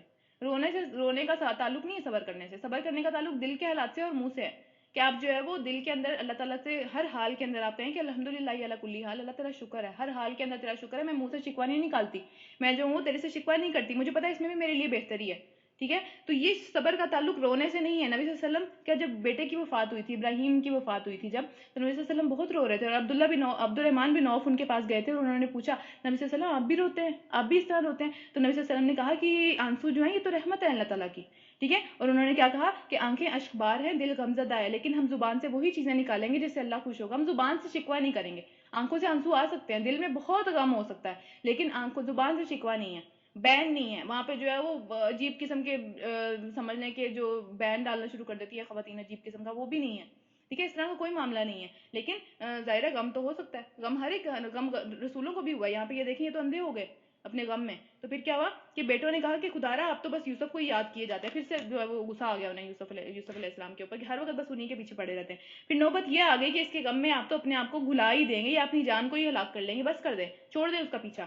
تو پھر اس نے کہا, یہ پریشانی کی دعا بھی ہے یہاں پہ, جو یہ یعقوب علیہ السلام کی دعا ہے. کسی کو بہت ساری پریشانیاں ہوں تو اس کو یہ دعا پڑھنی چاہیے. وہ کیا ہے کہ میں اپنی پریشانی اور اپنے غم کی فریاد اللہ کے سوا کسی سے نہیں کرتا, مجھے صرف اللہ سے امید ہے. میں اور کسی کو بھی جو ہے وہ اپنے غم کے دکھڑے نہیں سناتا, مجھے صرف اللہ پہ یقین ہے وہ میرے غم کو دور کر دے گا. اسی طرح حضرت عمر رضی اللہ تعالیٰ عنہ نے جو ہے وہ بعض دفعہ یہ سورت پڑھتے تھے, سورہ یوسف جو ہے وہ نماز کے دوران میں, جب وہ امام تھے, یعنی کہ جب ان کی سلطنت چل رہی تھی, تو تب جو ہے وہ یہ سورت پڑھتے تھے. اور اس لائن کے اوپر آ کے کہ میں اپنی پریشانی اور غم کی فریاد اللہ کے سوا کسی سے نہیں کرتا, وہ اتنا روتے تھے نماز کے اندر, وہ اتنا روتے تھے کہ جو پچھلی ساری صفحے تھیں ان سب کو جو ہے وہ پتہ چل جاتا تھا کہ جو حضرت عمر رضی اللہ عنہ ہیں وہ ان کی جو ہچکیاں ہیں وہ بند گئی ہیں. اس طرح سے اتنا روتے تھے وہ اس بات کے اوپر کہ میں اپنی پریشانی اور اپنے غم کی فریاد اللہ کے سوا کسی سے نہیں کرتا. تو یہ جو چیز ہے نا, یہ سب میں کامن ہے, یہ انبیاء میں بھی کامن ہے, یہ صحابہ کے ساتھ بھی اس طرح کی تھی. وہ اپنے دکھڑے ہر ایک کے سامنے نہیں روتے تھے, میرے ساتھ یہ ہو گیا, میرے ساتھ اس نے یہ کر دیا, میرے ساتھ یہ معاملہ ہو گیا. کیونکہ صبر جو ہے وہ یہ ہے کہ آپ اپنی ہر وقت ہر کسی سے جو ہے وہ اپنی باتیں اور اپنی سمجھنے کے اپنے دکھڑے نہ شیئر کریں. ٹھیک ہے, اس کو اللہ سے شیئر کریں. آپ کو دنیا میں جیسے مشورہ چاہیے اس سے جا کے بات کریں. جو بندے آپ کا کوئی بھی فائدہ نہیں پہنچا سکتے آپ نے صرف ہمدردی لینے, ہمیں یہ بہت بری عادت ہے ہمدردی لینے کی. ہمارا یہ کوشش ہوتی ہے کہ ہر بندے کو ہم اپنی بات سنائیں, اپنا ورژن سنائیں, اور اس کے بعد وہ اس کی ہمدردیاں ہمارے ساتھ ہو جائیں کہ ہمارے ساتھ تو بہت برا ہوا ہے. ہمیں صبر کی ضرورت نہیں ہوتی, ہمیں مشورے کی بھی ضرورت نہیں ہوتی, ہمیں صرف ہمدردیاں چاہیے. ہمیں صرف جو ہے وہ لوگ ہمارے بارے میں اچھا سوچیں, صرف اس لیے ہم اپنے غم کو بھی یوز کرتے ہیں بہت دفعہ. تو سارے نہیں کرتے, لیکن بہرحال کچھ لوگ بھی نہیں, موسٹلی کافی سارے لوگ اس طرح کے کام کرتے ہیں, اور ہم بغیر سوچے سمجھے ہی کر لیتے ہیں. اسپیشلی عورتوں کو اس چیز کی بہت زیادہ عادت ہوتی ہے, میں نے بہت زیادہ چیز دیکھی ہے. ٹھیک ہے, اور اس چیز کو کنٹرول کرنا چاہیے, کیونکہ صبر میں نہیں آتی چیز. صبر کا مطلب کیا ہے کہ میں اپنی پریشانی اور اپنے غم کی فریاد صرف اللہ سے کرتا ہوں. صرف اللہ سے مجھے امید ہے کہ وہ مجھے اس غم سے نکال دے گا, اور اللہ سے جیسا میں واقف ہوں ویسا تم واقف نہیں ہو. مجھے ابھی بھی اس کی رحمت سے امید ہے. اتنا سارا میرے ساتھ مسئلہ ہو گیا, اتنے عرصے سے میں نے یوسف علیہ السلام کو نہیں دیکھا, لیکن مجھے ابھی بھی اس کے ساتھ امید ہے. تم سمجھتے ہو کہ یوسف علیہ السلام مجھے کبھی واپس نہیں ملیں گے, مجھے اللہ سے امید ہے وہ مجھے واپس ملے گا. اور وہ امید دیکھیں, اس نبی کی امید دیکھیں, آنکھیں چلی گئی ہیں رو رو کے, امید پھر بھی نہیں گئی. پھر کیا ہوا, میرے بچوں جا کر یوسف اور اس کے بھائی کی کچھ ٹو لگاؤ, اللہ کی رحمت سے مایوس نہ ہو. اتنا عرصہ گزر گیا, یوسف مل جائے گا پھر بھی. دیکھیں ان کی امید دیکھیں اللہ سے, اس کی رحمت سے تو بس کافر ہی مایوس ہوا کرتے ہیں. 14-15 سال گزر گئے ہیں, اور پھر بھی جو ہے وہ ان کی رحمت, اللہ کی رحمت سے جو ہے وہ امید لگا کے بیٹھے ہوئے ہیں. پھر کیا ہے کہ اسی طرح جو ہے نبی صلی اللہ علیہ وسلم نے بتایا کہ کبیرہ گناہ کون کون سے ہیں, کہ شرک, اللہ تعالیٰ کے رزق سے مایوس ہونا, رزق نہیں ملے گا اس کے اندر جو آپ مایوس ہو جائیں, اور اللہ کی رحمت سے مایوس ہونا, یہ بڑے گناہ ہیں. رحمت سے مایوس نہیں ہوا جا سکتا اللہ تعالیٰ کی, جتنا بڑا مرضی سخت امتحان ہے. یوسف علیہ السلام کا امتحان دیکھیں, 14-15 سال چلتا رہا, ٹھیک ہے. اس کے اندر اس کے بعد بھی یہاں پہ دیکھیں ان کے بھائی آ کے منہ پہ کس طرح کی باتیں کر رہے ہیں, پھر بھی وہ ان کو نوازے چلے جا رہے ہیں, پھر بھی اس کے اوپر صبر کرتے چلے جا رہے ہیں. تو صبر جو ہے وہ انسان کو اچھے ٹائمز تک لے آتا ہے. برے ٹائمز گزر جاتے ہیں, زندگی اسی طرح کی ہے, کبھی پہیا اوپر ہے کبھی پہیا نیچے ہے, اچھے ٹائم آ جاتے ہیں, انشاءاللہ ضرور آئیں گے. جو بھی مشکل میں ہے اچھا ٹائم آئے گا انشاءاللہ تعالیٰ ضرور, لیکن اس کے درمیان میں اپنی پریشانی اور غم کی فریاد صرف اللہ سے کرتا ہوں. ٹھیک ہے. اس کو دکھڑے رونا ہر ایک کے سامنے جا جا کے یہ اللہ کو پسند نہیں ہے, یہ صبر میں بھی نہیں آتا. ٹھیک ہے. تو صبر وہی چیز ہے کہ آپ جو ہے وہ پوری طرح سے اللہ سے اچھی امید رکھیں, امید نہ چھوڑیں بس. اور اس کے بعد کیا ہے کہ جب یہ لوگ مصر میں جا کر یوسف علیہ السلام کی پیشی میں داخل ہوئے تو انہوں نے عرض کیا کہ اے سردار با اقتدار, دیکھیں ذرا لفظ دیکھیں ان کے کہ کس طرح کے خوبصورت لفظ حضرت یوسف علیہ السلام کے لیے استعمال کریں, اور ویسے اگر پتا ہوتا کہ یوسف ہے تو پھر کیا کرتے. اور پھر ہم اور ہمارے اہل عیال سخت مصیبت میں مبتلا ہو گئے ہیں, اور ہم حقیر سی پونجی لے کر آئے ہیں, یعنی کہ وہ فدیہ لے کے آئے تھے کہ ہمارے بھائیوں کو چھوڑ دیں. تو ہم آپ ہمیں بھرپور غلہ عنایت فرمائیں اور ہم کو خیرات بھی دیں. یعنی اب ہمارے پاس اتنے پیسے بھی نہیں بچے ہیں کہ ہمیں غلہ بھی چاہیے, بھائی بھی چاہیے, اور اب کیا کریں, تو پھر ہمیں خیرات بھی دے دیں. اللہ خیرات دینے والوں کو جزا دیتا ہے. یہ سن کر یوسف علیہ السلام سے رہا نہیں گیا, بس ہو گئی اب. تو پھر کیا کہا, اس نے کہا کیا تمہیں کچھ معلوم ہے کہ تم نے یوسف اور اس کے بھائی کے ساتھ کیا کیا. تو پھر جب کہ تم نادان تھے, انہوں نے یہ نہیں کہا کہ تم نے یہ سب کچھ کیا, انہوں نے یہ نہیں کہا کہ تم نے جو ہے وہ اپنے جان بوجھ کے یہ کام کیا. انہوں نے ایک طرح سے سمجھ لیں بینیفٹ اور ڈاؤٹ نہیں دیتے کسی کو کہ ٹھیک ہے میں مان لیتا ہوں تمہیں پتا نہیں تھا, چلو اس لیے تم نے کر لیا, کوئی بات نہیں کہ تمہیں پتا نہیں تھا, تم نے غلطی سے کر لیا. ٹھیک ہے. تو اپنے دل کو بھی تسلی, ان کے دل کو بھی ایک طرح سے مجرم بنا کے وہاں کھڑا نہیں کیا. انہوں نے کہا کہ تم نادان تھے, اس وجہ سے ہو گیا تم سے یہ, کوئی بات نہیں. تو کس طرح کا معاملہ انہوں نے کیا اپنے بھائیوں کے ساتھ کہ دیکھیں اب مطلب ایک اتھارٹی بھی ہے, اتھارٹی کے ٹائم پہ معاف کرنا سب سے بڑا جو ہے وہ ایک طرح سے معاف کرنا ہوتا ہے. جب آپ بدلہ لے سکتے ہیں پھر آپ چھوڑ دیتے ہیں. تو کیا ہوا کہ انہوں نے کہا کہ اس کے بھائی کے ساتھ تم نے کیا کیا جبکہ تم نادان تھے. وہ چونک کر بولے ہاں کیا تم یوسف ہو, تم واقعی یوسف ہو. تو اس نے کہا کہ ہاں میں ہی یوسف ہوں اور یہ میرا بھائی ہے بنیامین. تو اللہ نے ہم پر احسان فرمایا. حقیقت یہ ہے کہ اگر کوئی ڈرتا رہتا ہے اللہ تعالیٰ سے اور صبر سے کام لیتا ہے تو اللہ کے ہاں ایسے نیک لوگوں کا اجر نہیں مارا جاتا. یہ وعدہ ہے اللہ تعالیٰ کا. ٹھیک ہے. صبر سے کام ہم لیں گے, ایک ٹائم آئے گا وہ صبر کام دکھا جائے گا. وہ ٹائم آئے گا جب اللہ تعالیٰ وہ اجر دے دیں گے, دنیا میں بھی اور آخرت میں تو ویسے ہی وہ اجر ہے, صبر کرنے والوں کا اجر ویسے ہی جنت ہے, یہ ہمیں پتہ ہے. پھر اس کے بعد کیا ہے کہ انہوں نے کہا بخدا تم, اب وہ مان گئے, منہ پہ بھی مان گئے, کیا کہ بخدا اللہ کی قسم تم کو اللہ نے ہم پر فضیلت بخشی ہے اور ہم واقعی خطا کار تھے, ہم واقعی اپنی غلطی مانتے ہیں کہ ہم سے خطا ہوئی. تو یوسف علیہ السلام نے کیا جواب دیا کہ آج تم پر کوئی گرفت نہیں ہے, کسی معاملے میں تم پر کوئی گرفت نہیں ہے, تمہیں نہ کوئی تانا دیا جائے گا, نہ تم سے کوئی پرانی بات کی جائے گی, پرانی ساری باتیں ختم ہو گئی, آج سے زندگی شروع ہوتی ہے اور اللہ تمہیں معاف کرے. اور یہی وہ باتیں ہیں کہ قال لا تثریب علیکم اليوم, کہ یہ آج تم پر کوئی گرفت نہیں ہے, کسی معاملے میں تم سے کوئی بات نہیں کی جائے گی اس بارے میں, جو گزر چکا وہ گزر چکا. یہی سیم بات جو تھی وہ فتح مکہ کے موقع پر نبی صلی اللہ علیہ وسلم نے مکہ والوں کو کہی تھی. انہوں نے کتنے نقصان پہنچائے تھے, انہوں نے کتنے زندگیوں کو عذاب میں پہنچایا تھا, کتنے غلاموں کو انہوں نے جو ہے وہ تنگ کیا تھا, کتنا شدید. نبی صلی اللہ علیہ وسلم کے خلاف اتنی سازشیں, بار بار جو ہے وہ جنگ کرنے کے لیے آتے چلے جا رہے تھے. تو یہی والی بات, سیم یہی لفظ جو تھے نبی صلی اللہ علیہ وسلم نے اس وقت بولے تھے جب مکہ فتح ہو گیا تھا, اور اب وہ اس پوزیشن میں تھے کہ بدلہ لے سکتے تھے. اسی طرح یوسف علیہ السلام بھی اس پوزیشن میں تھے کہ بدلہ لے سکتے تھے, لیکن نہیں لیا. انبیاء کی سنت ہے معاف کرنا, اور اس طرح معاف کرنا کہ اب پچھلی بات کا تانا بھی نہیں, چھوڑ دیں, ہو گیا جو ہو گیا. تو کیا اتنا بڑا ظرف دیکھیں, کتنا بڑا ظرف ہے سارے نبیوں کا. پھر آگے چلتے ہیں. اس نے جواب دیا آج تم پر کوئی گرفت نہیں ہے, اللہ تمہیں معاف کرے, وہ سب سے بڑھ کر معاف کرنے والا ہے. یعنی صرف خود نہیں معاف کرے, اللہ کے ہاں بھی ان کی معافی چاہ رہے ہیں. یہ نہیں کہہ رہے کہ اللہ تمہیں پوچھے گا, میں تو تمہیں معاف کرتا ہوں, تمہیں اللہ پوچھے گا, تم دیکھنا ذرا, ایسا نہیں کہا انہوں نے. پھر جاؤ یہ میری قمیض لے جاؤ اور میرے والد کے منہ پر ڈال دو, ان کی بینائی پلٹ آئے گی, اور اپنے تمام اہل عیال کو لے کر میرے پاس آ جاؤ. اب دیکھیں معاملہ قمیض سے ہی شروع ہوا تھا, قمیض والی جو تھی خون والی قمیض تھی, اس سے معاملہ شروع ہوا تھا, اور اینڈ پہ جو ختم ہو رہا ہے وہ بھی قمیض پہ ہی ختم ہو رہا ہے. آگے چلتے ہیں. رکو نمبر 11. جب یہ قافلہ مصر سے روانہ ہوا, ابھی پہنچا نہیں ہے واپس, تو مصر سے جیسے ہی روانہ ہوا تو ان کے باپ نے کنان میں, یعنی کہ کنان میں فلسطین میں جہاں وہ بیٹھے ہوئے تھے, انہوں نے کہا مجھے یوسف کی خوشبو آ رہی ہے. اب دیکھیں کہ اللہ کی یہ مصلحت کتنی بڑی ہے کہ یوسف کی خوشبو تب نہیں آئی جب وہ کچھ فاصلے پہ ہی کنویں کے اندر پڑا ہوا تھا. ٹھیک ہے. تب یوسف علیہ السلام کی خوشبو نہیں آئی. ابھی مصر میں جو ہے وہ پتہ چلا ہے کہ یوسف علیہ السلام مل گئے, اللہ نے اس کو خوشبو ڈالنا شروع کر دی, پتہ چل گیا کہ ہاں بھائی یوسف مل گیا, کہیں نہ کہیں سے یوسف کا پتہ چل گیا. تو دیکھیں یہ جو سارے کے سارے معاملات ہوتے ہیں, ہمیں کچھ چیزوں کا بہت جلدی ہمیں پتہ چل جاتا ہے. ہمارے سامنے کوئی چیز, بعض دفعہ ایسا ہوتا ہے بعض چیز جو ہے ہمارے سامنے ہی پڑی ہوتی ہے, ہمیں نظر ہی نہیں آ رہی ہوتی, اور بعض دفعہ ایسا ہوتا ہے کہ کہیں ہمیں نماز میں ایک دم سے خیال آتا ہے وہ چیز تو وہاں پہ ہے. تو اللہ کی ساری چیزیں, ہر چیز اللہ سے مانگنی چاہیے, ہر چھوٹی سے چھوٹی چیز اللہ سے مانگنی چاہیے. گم گئی یہ سوئی گم گئی, اللہ سے مانگے, وہ یاد دلا دے گا کہاں پہ. ٹھیک ہے. تو اس میں یہ نہیں سوچنا چاہیے کہ جو ہے یہ تو میرے سامنے ہی تھی, مجھے تو نظر ہی نہیں آئی, اور یہ اللہ دکھاتا ہے, اللہ نہیں دکھاتا, اللہ چھپا لیتا ہے, اللہ دکھا دیتا ہے. یہ اللہ کی مرضی ہے, اللہ جس کو چاہتا ہے وہاں پہ جو ہے وہ صلاحیت دے دیتا ہے. پھر کیا ہوا کہ میں یوسف کی خوشبو محسوس کر رہا ہوں, لیکن تم لوگ یہ نہ کہنا کہ بڑھاپے میں بڈھا سٹے آ گیا ہے. یعنی ان کو یہ بھی لگ رہا ہے کہ شاید یہ میں غلط محسوس کر رہا ہوں لیکن مجھے آ رہی ہے، کنفرم ہے مجھے آ رہی ہے۔ تو گھر کے لوگ بولے خدا کی قسم آپ ابھی تک اسی پرانے محبت کے خبت میں پڑے ہوئے ہیں، آپ تو نکلتے ہی نہیں ہیں یوسف کی محبت سے۔ پھر جب خوشخبری لانے والا آیا تو اس نے یوسف علیہ السلام کا قمیض جو تھی وہ یعقوب علیہ السلام کے منہ پر ڈال دی، اور بینائی اس کی فٹافٹ واپس آ گئی۔ دیکھیں اللہ کا معجزہ ہے یہ بھی، ٹھیک ہے۔ تو اس کی جو خوشبو تھی اس قمیض کے اندر، اس کی وجہ سے بینائی واپس آ گئی۔ تب اس نے کہا کہ میں تمہیں نہیں کہتا تھا، میں اللہ کی طرف سے وہ باتیں جانتا ہوں جو تم نہیں جانتے۔ اللہ صبر کرنے والوں کو اجر دیتا ہے، اللہ صبر کرنے والوں کا اجر ضائع نہیں کرتا۔ یہ باتیں اور بھی بہت ساری باتیں ظاہر ہے، ان میں سے ایک یہ بات جو تھی وہ یعقوب علیہ السلام جانتے تھے، وہ نبی تھے۔ سب بول اٹھے ابا جان آپ ہمارے گناہوں کی بخشش کے لیے دعا کریں، ہم واقعی خطا کار تھے۔ سب مان گئے کہ ہاں ہم نے خطا کی تھی۔ تو گناہ کی بخشش تبھی ہوتی ہے جس کا پہلا سٹیپ کیا ہے کہ آپ مانیں کہ آپ سے غلطی ہوئی ہے۔ یہ نہ ہو کہ آپ کہیں گے ہاں غلطی تو میں نے بس اتنا بھی بڑی بات نہیں میں نے کی لیکن میں معافی مانگ لیتا ہوں۔ جب آپ کے دل میں یہ بات ہی نہیں ہے کہ آپ نے غلطی کتنی بڑی کی ہے تو پھر آپ کس طرح اس کی معافی مانگ رہے ہیں؟ پھر تو آپ معافی نہیں مانگ رہے نا، پھر تو آپ احسان کرنے کی کوشش کر رہے ہیں بس اپنے منہ سے کچھ الفاظ نکال کے۔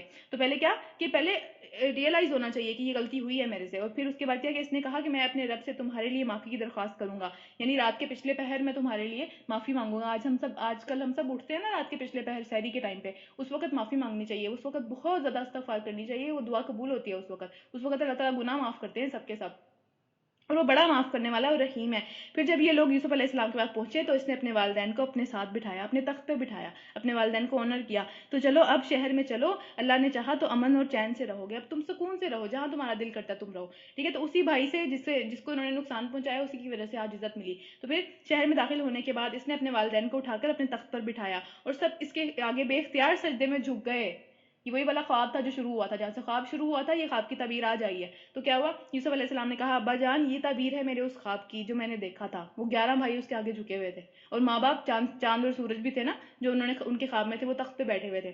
تو پھر کیا ہوا کہ میرے رب نے اسے حقیقت بنا دیا، اس کا احسان ہے کہ اس نے مجھے قید خانے سے نکالا۔ وہ یہ نہیں کہہ رہے کہ میں اس قابل تھا، میرے ساتھ یہ ہوا یہ ہوا، وہ رو نہیں رہے، وہ اللہ کا احسان مان رہے ہیں ہر چیز کے اوپر کہ اللہ نے میرے پہ یہ احسان کیا کہ میں قید خانے سے نکل آیا اور آپ لوگوں کو لا کر مجھ سے ملا دیا۔ دیہات میں بیٹھے بیٹھے آپ لوگ سارے دیہات میں تھے، وہاں سے اللہ تعالیٰ آپ لوگوں کو اٹھا کے یہاں میرے پاس لے آیا اور اتنی بہترین جگہ پہ لے آیا، ہم اب مالک ہو گئے اس جگہ کے۔ اور پھر حالانکہ شیطان میرے اور میرے بھائیوں کے درمیان میں فساد ڈال چکا تھا، پہلے جو ہے انہوں نے کیا کہا کہ تم نادان تھے، تم سے غلطی ہو گئی، تم نے جو ہے وہ علم کی کمی کی وجہ سے تمہیں پتہ نہیں تھا، چلو اس لیے تم نے کر لیا۔ اور اب شیطان کو، ٹھیک ہے، اب شیطان کو، بھائیوں کو الزام نہیں دے رہے، وہ کسی بھی صورت بھائیوں کو نہیں الزام دے رہے کہ بھائیوں نے کچھ غلط کر دیا۔ انہوں نے کہا کہ بھئی ہو سکتا ہے کہ شیطان نے ان کو بھڑکا دیا تھا، اور واقعہ یہ ہے کہ میرا رب بڑے ہی غیر محسوس طریقے سے، غیر محسوس تدبیروں سے اپنی مشیت پوری کر کے رہتا ہے، ہمیں پتہ نہیں چلتا، آہستہ آہستہ ڈاٹس ملتے ہیں، آہستہ آہستہ جو ہے وہ پوری پزل تیار ہو جاتی ہے، اور اینڈ پہ جو تصویر بنتی ہے ہم حیران رہ جاتے ہیں یہ ہو رہا تھا، اس کی وجہ سے میں اتنی ساری مصیبتوں سے گزری، اس کی وجہ سے جو ہے وہ یہ سارا معاملہ ہوا۔ تو اللہ تعالیٰ کر کے رہتا ہے اس کو پورا، تو بے شک وہ علیم اور حکیم ہے۔ اے میرے رب تو نے مجھے، اب دیکھیں یہاں پہ جو ہے وہ اللہ کا شکر ادا کر رہے ہیں، اتنی پیاری دعا یہاں پہ کریں گے، اے میرے رب تو نے مجھے حکومت بخشی، مجھے تو نے باتوں کی تہہ تک پہنچنا سکھایا، مجھے تو نے جو ہے وہ صبر، ظاہر ہے باتوں کی تہہ تک کوئی انسان پہنچے گا تو صبر کرے گا چھوٹی چھوٹی چیزوں پہ، ورنہ وہ صبر نہیں کرے گا، ورنہ وہ کہے گا اوپر سے بس میں نے یہ دیکھ لیا اس کا تو یہی انجام ہے، اس کو اینڈ نظر ہی نہیں آئے گا، اس کو دور تک نظر ہی نہیں آئے گا۔ زمین اور آسمان کے بنانے والے تو ہی دنیا اور آخرت میں میرا سرپرست ہے، میرا خاتمہ اسلام پر کر، اور انجام کار میں مجھے صالحین کے ساتھ ملا، مجھے اٹھا تو صالحین کے ساتھ اٹھا، مجھے جب تو قیامت والے دن اٹھانا تو اچھے لوگوں کے ساتھ اٹھانا۔ تو یہ دعا مانگنی چاہیے ہمیشہ، اچھے اختتام کی دعا مانگنی چاہیے اللہ تعالیٰ سے، کیونکہ زندگی میں جتنی بھی چیزیں مل جائیں، حکومت مل جائے آپ کو جو ہے وہ ساری کی ساری دنیا کی نعمتیں مل جائیں، آپ کو مصر جیسی سلطنت مل جائے، پھر بھی اگر آپ جو ہے وہ مرے اختتام پہ، آپ کا اختتام جو ہے وہ اسلام کے اوپر نہیں ہوا، آپ کو جو ہے اللہ تعالیٰ نے نیک لوگوں کے ساتھ نہیں اٹھایا قیامت والے دن، اللہ نہ کرے، تو کوئی فائدہ نہیں ہے، وہ مچھر کا پر ہے، وہ مچھر کا پر اس دنیا میں ہی رہ جانا ہے، اس کے بعد جو پوری دنیا ہے وہ تو آخرت ہے، مچھر کے پر کی کیا ویلیو ہے اس آخرت کے سامنے؟ تو وہی یہ دعا ہمیشہ مانگتے رہنا چاہیے کہ اللہم توفنی مسلمن والحقنی بالصالحین، یہاں پہ یہ دعا ہے کہ اللہ تعالیٰ مجھے مسلمان مارنا اور انجام کار میں آخرت میں جب اٹھانا تو نیکوکاروں کے ساتھ اٹھانا، یہ دعا میں بھیجوں گی، یہ ہمیشہ مانگنی چاہیے۔ آگے چلتے ہیں۔ اچھا اب یہاں پہ یہ نہیں ہے کہ وہ موت مانگ رہے تھے، انہوں نے کہا کہ دنیا میں مجھے اتنی چیزیں مل گئی اب آخرت بھی ملے، ٹھیک ہے، انہوں نے آخرت کی دعا مانگی۔ تو اے نبی صلی اللہ علیہ وسلم یہ قصہ غیب کی خبروں میں سے ہے، اب نبی صلی اللہ علیہ وسلم کے پاس بات آ گئی ہے، تو جو ہم تم پر وحی کر رہے ہیں، ورنہ تم اس وقت موجود نہ تھے جب یوسف علیہ السلام کے بھائیوں نے آپس میں اتفاق کر کے سازش کی تھی، مگر خواہ تم کتنا ہی چاہو ان میں سے اکثر لوگ مان کر نہیں دینے والے، یعنی کہ یہ قصہ سن کے، سٹوری ہوتی ہے نا، سٹوری انسان کو پسند آتی ہے، اسی طرح بچوں کی بھی جب تربیت ہم کر رہے ہوتے ہیں تو اس میں سٹوری بہت اہم کردار ادا کرتی ہے، ان کو نبیوں کی سٹوریاں سنانی چاہیے، ان کو جو ہے وہ سارے کے سارے اس طرح کے واقعات سنانے چاہیے تاکہ ان کا ایمان بڑھے۔ یہ دیکھیں کتنی ساری چیزیں ہم نے اس واقعے سے سیکھی ہیں، کتنی ساری ہم نے اچھے اچھے پوائنٹس اس واقعے میں اپنے لیے لیے ہیں۔ حالانکہ کہنے کو ایک اسٹوری ہے یہ، لیکن اس کے اندر کتنی ساری ایک اللہ تعالیٰ نے تربیت کی ہے انسانوں کی، مسلمانوں کی، اس میں کتنی ساری تربیت کے پوائنٹس ہیں. تو اس لیے جو ہے وہ بچوں کی بھی تربیت جو ہے وہ اس کو انبیاء کے قصے سنانے چاہیے کہ کس طرح سے سارے معاملات ہوئے، تاکہ ان کا بھی جوش و ولولہ بڑھتا ہے اسلام کے لیے. ٹھیک ہے کہ مگر خواہ تم کتنا ہی چاہو، جو نہیں ماننے والے وہ اتنا اچھا قصہ سن کے بھی نہیں مانیں گے. پھر حالانکہ تم اس خدمت پر ان میں سے کوئی کسی سے اجرت نہیں مانگتے، تم ان سے کوئی فائدہ نہیں مانگ رہے ہو، تم انہی کا بھلا کر رہے ہو. یہ تو ایک نصیحت ہے جو دنیا والوں کے لیے عام ہے.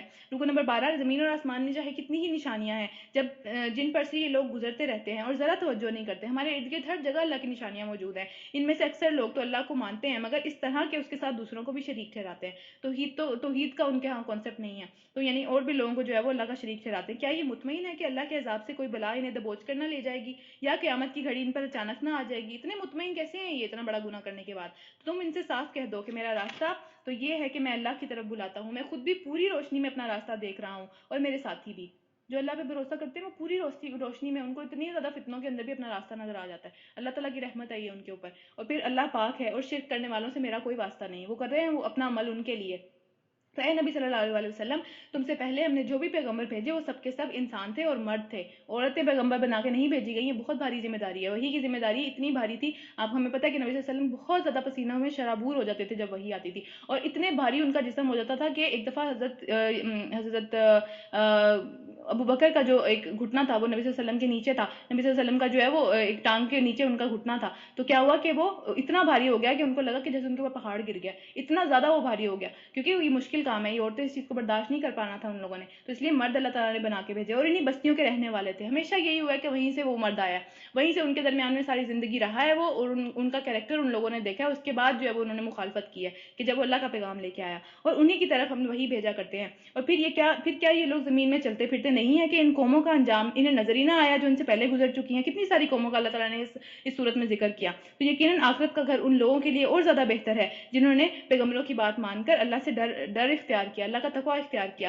کیا اب بھی تم نہیں سمجھو گے؟ یعنی اتنا بڑا قصہ اللہ تعالیٰ نے سنایا کہ کتنا اچھا ان کے ساتھ اینڈ پہ معاملہ ہو گیا. مشکلات آئیں لیکن معاملہ دیکھیں اینڈ پہ کیا ہو گیا. اور پھر اس کے بعد وہ ساری کی ساری قوم وہی رہی. مصر میں جب بہت عرصے بعد جو ہے وہ فرعون کی حکومت آئی، یہ لوگ جو ہے اپنے ایمان میں ویک ہو گئے، پھر فرعون ان کے اوپر آ گیا، اور پھر بھی اللہ ان کو نکال کے لے گیا وہاں سے. ٹھیک ہے، وہ پیچھے ہم نے پڑھا سارا کا سارا قصہ.